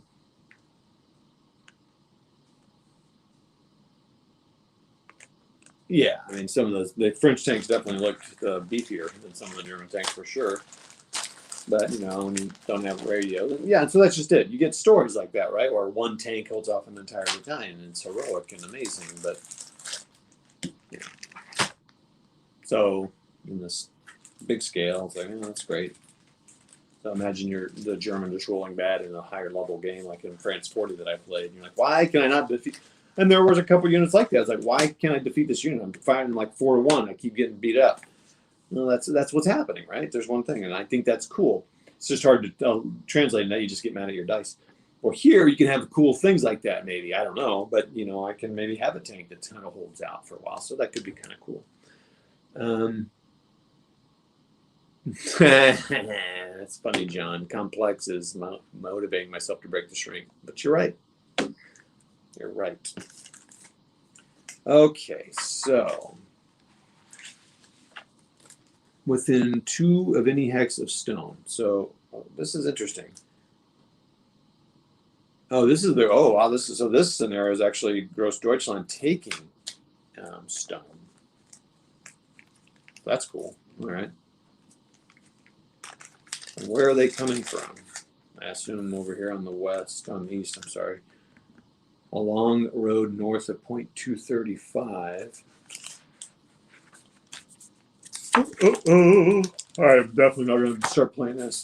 Oh, wow. So they're going to be coming from up here. Maybe I should make it so you guys can see what I'm looking at. But I don't know if I can get my little thing here to rotate down enough for you guys to see what the heck I'm doing here. Let's see if I can change my camera.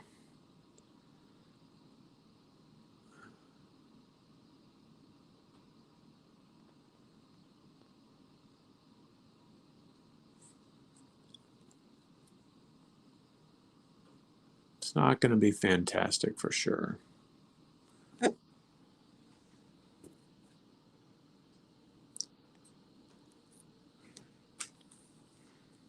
So stone. I'm not gonna be able to see the chat, so don't say much. Stone, and the Germans are coming from up here, attacking down this way. So I'm gonna set them up, and I'll read all the. So within 2 hexes of stone, it's 4 o'clock in the morning. I gotta think my visibility is low. Oh, good lord! I think the stacking is 6 tanks per 6 tanks, dude. So this is why it's better that they, put them in like 5-step tank counters, because that's crazy. So that two or 3 counters per company, right? Instead, I got like 10. I'm like, what the heck, man? So here are all my tanks. And where's my headquarter tank? Wait, is that it? Wait, 9 tanks? That seems weird. Make sure I'm doing this right. I got the right thing here.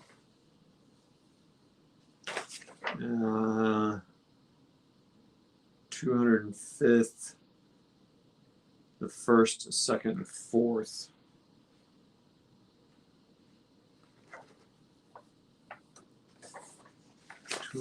Fifth.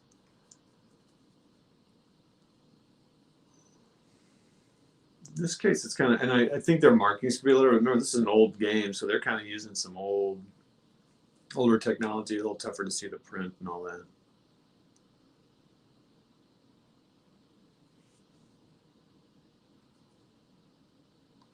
So where's 4th Tank Battalion supposed to go? And how many tanks are they supposed to have? Do I have them all here?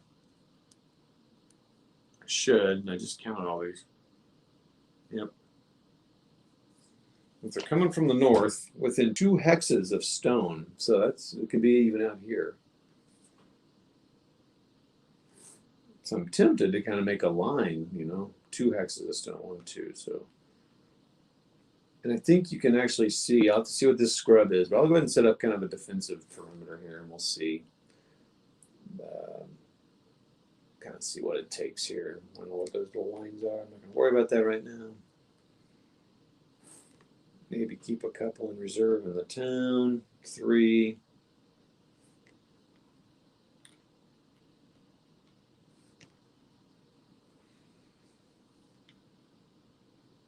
Nope, can't put them out there. There's no zones of control in this game as far as I know. So I can't go out that far. I can go up here though. I'm assuming he can see out there. And are they coming around from any other direction?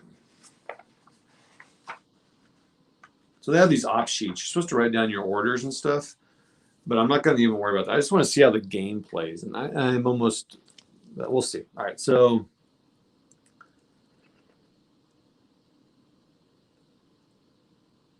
And then the first and second. So.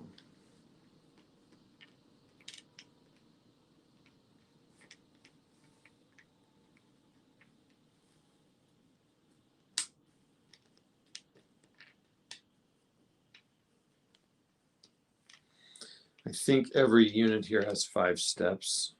So I'm going to have to look at the stacking rules again. But again, so like this is just what I'm talking about. I just got to get playing here.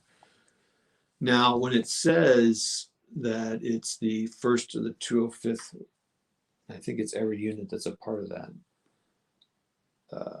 So first of the 205th. So I'm sure it's going to be everyone with the 1. I think it's the second number there. So and I'm only seeing not very many. So 1, 1, 2, 1, 1, 1, 3. Might as well stack the other ones up because I got to do it for all of them. Anybody on there watch? Let's see, 1, 3. I just sorted all these out, and I'm like, where are all my pieces here? They could be short though, right? I think some of these could be short of some figures. So 3 of the second. 1 of the 3, 2 of the 3, 3 of the 3, 3 of the 2, 2 of the 3. Man, they are 2 of the 3, 3 of the 3. So the third regiment is pretty strong. MG3, MG3, MG. So yeah, the third is strong. 3 of the 3, it's full. There's a 2. The 2nd battalion and the first, I'm sorry, 2nd regiment, 3rd regiment, the 1st regiment are weak sauce. Okay, so these are all weapons for them. That's like a full unit there. So 4, 2. Boy.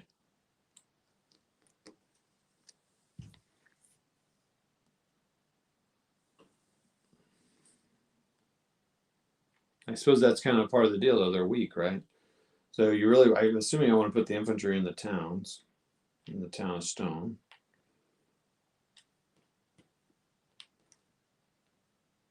Why not back them up? Yeah, I was going to put this guy outside of town here.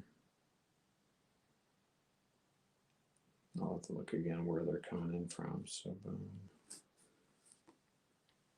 Sure, let's just put them all in Stone here.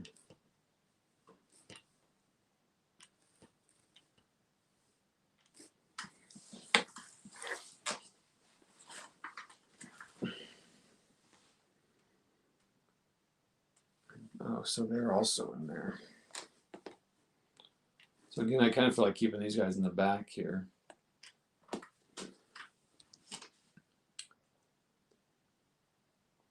Third of the 205 is anywhere south of XX25 inclusive. South of 25. So XX25. South. Wait, where's my compass rose here?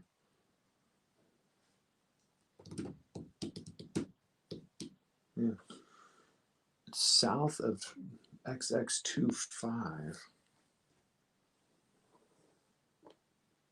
Oh.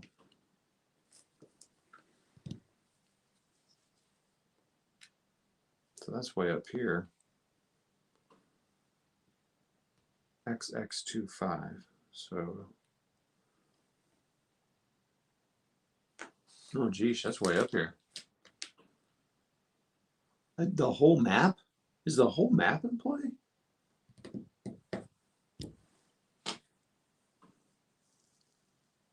So they're going to be coming in within 5 of 20. Where did I get that setup that I talked about? Reinforced attack availability table. Okay, well, we have to worry about that.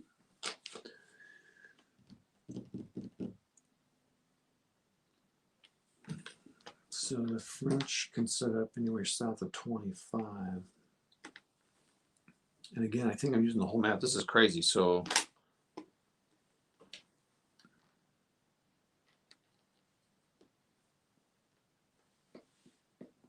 it says inclusive, so I might as well stick on the road there, right? They're within 5 of 22, 32. 20. Wait, what? Are they surrounded? Within 5 of 22, 32. So first of all, find 22, 32. So 19.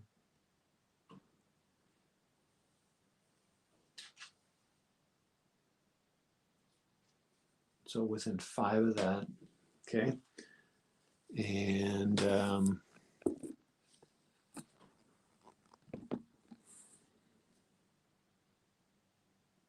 let's see here. My birthday's coming up, but I was thinking that I wanted to get it. It appears MMP charged me for a massive map ASL set, so I guess pick. Oh, yeah. That's coming out, I guess. That's good. I'm not sure why I do the pre-orders, like paying interest on a game for 2 years or just buying it when it comes out. I would encourage the Germans to attack you through the bright red lava field. Don't touch the lava. All right, so 5 hexes of that. And then second ID along the road north of point 235 inclusive.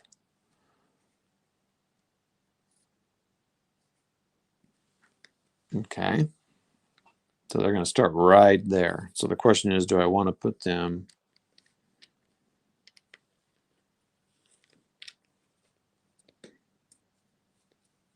it looks like I need to hold that road. I don't know what these woods do, right? So I'm kind of tempted to be like,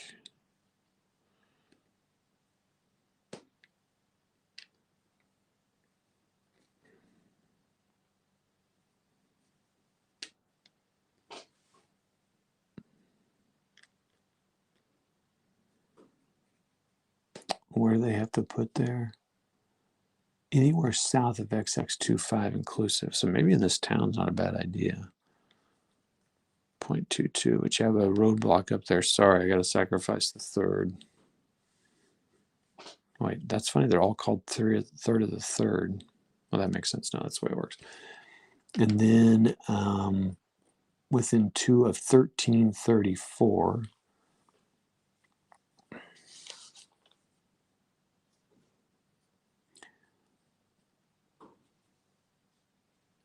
And within 2 of 6127. Whoa, dang, dude. That's like way the heck over here.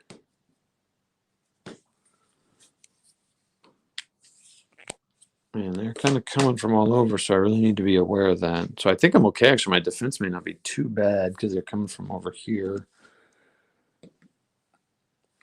And they're coming from here. And they're coming from here and here. And they do not get reinforcements. The 6DRI comes across here, but with a hasty defense. So they're going to come in on whatever turn they come in and set up a hasty defense. I'm thinking I should probably come up here. I'll probably end up coming up here, but maybe I'll have to split them up. You know, I'm bringing some here and some here. Yeah, I won't be playing with this top light on, so I won't get that glare. I don't know. Maybe I don't put these guys way up here, you know? I don't know.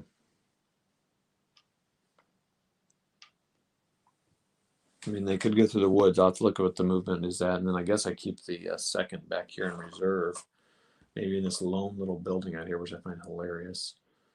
So maybe I mean, I can put them anywhere. So I could put them way the heck up here and really slow them the heck down.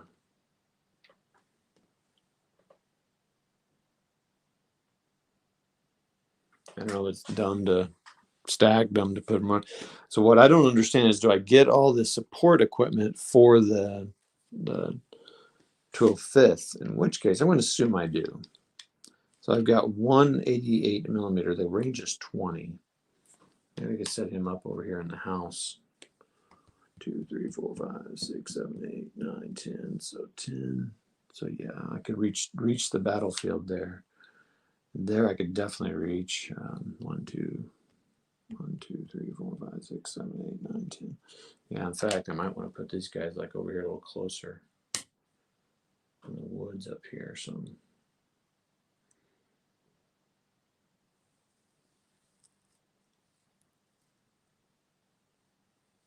this is actually higher than that. This is definitely a real contour map. It's a little, and I like contour maps. It's a little tough to read. 240. So from here, you're going up to 220. This is all 220, and this goes down to 200. So they're in 20 meter increments. I'm going to assume I get all these. I'm going to put a machine gun here, part of the machine gun company here. Definitely put one here.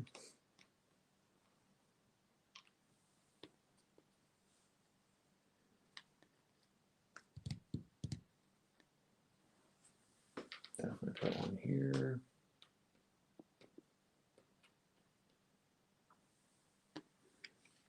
I might as well give them a couple of the town. I mean,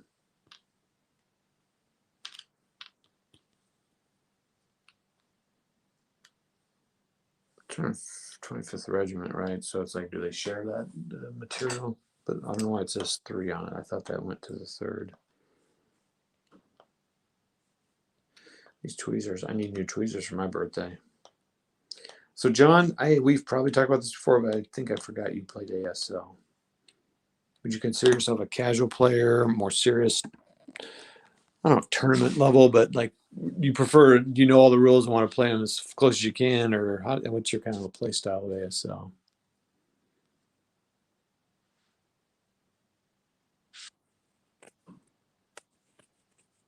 Oh, darn. Just asking that question and you're going to bed. Shoot. I think I'm going to too. I think I got set up. I'll need to read more about this, but at least I'm getting somewhere here. John, I'd be interested in your ASL. I need to pull out ASL, and because I think I'm pretty much, if I'm going to play it, I've got a few things. If I'm going to play it, I'm going to do early war. I'm sorry. Step back. I'm going to do historical ASL. So I'm going to do the ones on the historical maps. I'm not going to do the geomorphic.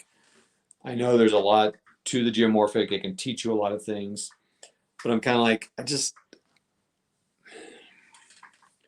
and I've tried to play a historical one a long time ago. I kind of go back and forth on ASL. So I got a local guy who's taught me, but he's not into campaign games. There's a lot of St. Louis players, so I could probably find one, but I need to approach it more casually because I want to play every game by every rule, and you just don't remember every rule in that game. You just don't. I've watched guys who are tournament players design packs, and they're always looking up rules. So there's just, I kind of have to have a level of comfortability, so I'm doing it as close as I can, but then I need to play it. Just start rolling dice and moving stuff and make mistakes. And if I do videos on them, which I want to, I'm going to call it Casual ASL Grognards Beware, because I do not need ASL guys on there, going off on me about how I'm playing wrong. And it's kind of warning them what they're getting, so they know not to watch if that's going to give them heartburn. But I'm open to learning, and I want to know what I'm doing wrong so I can get better at it. I want to get better at it, but if I wait till I feel like I'm good at it, I'm never going to do it. And it's not really a good solo game, honestly. Okay, I'm yawning. Thank you all. Thank you for the last 3 remaining holdouts, John, all the people who came on and chatted with me. I appreciate it. Not Jay and Jeff from Hextex. Go check out all those great channels. Y'all be awesome. Y'all be awesome. And we'll talk to you later. See ya.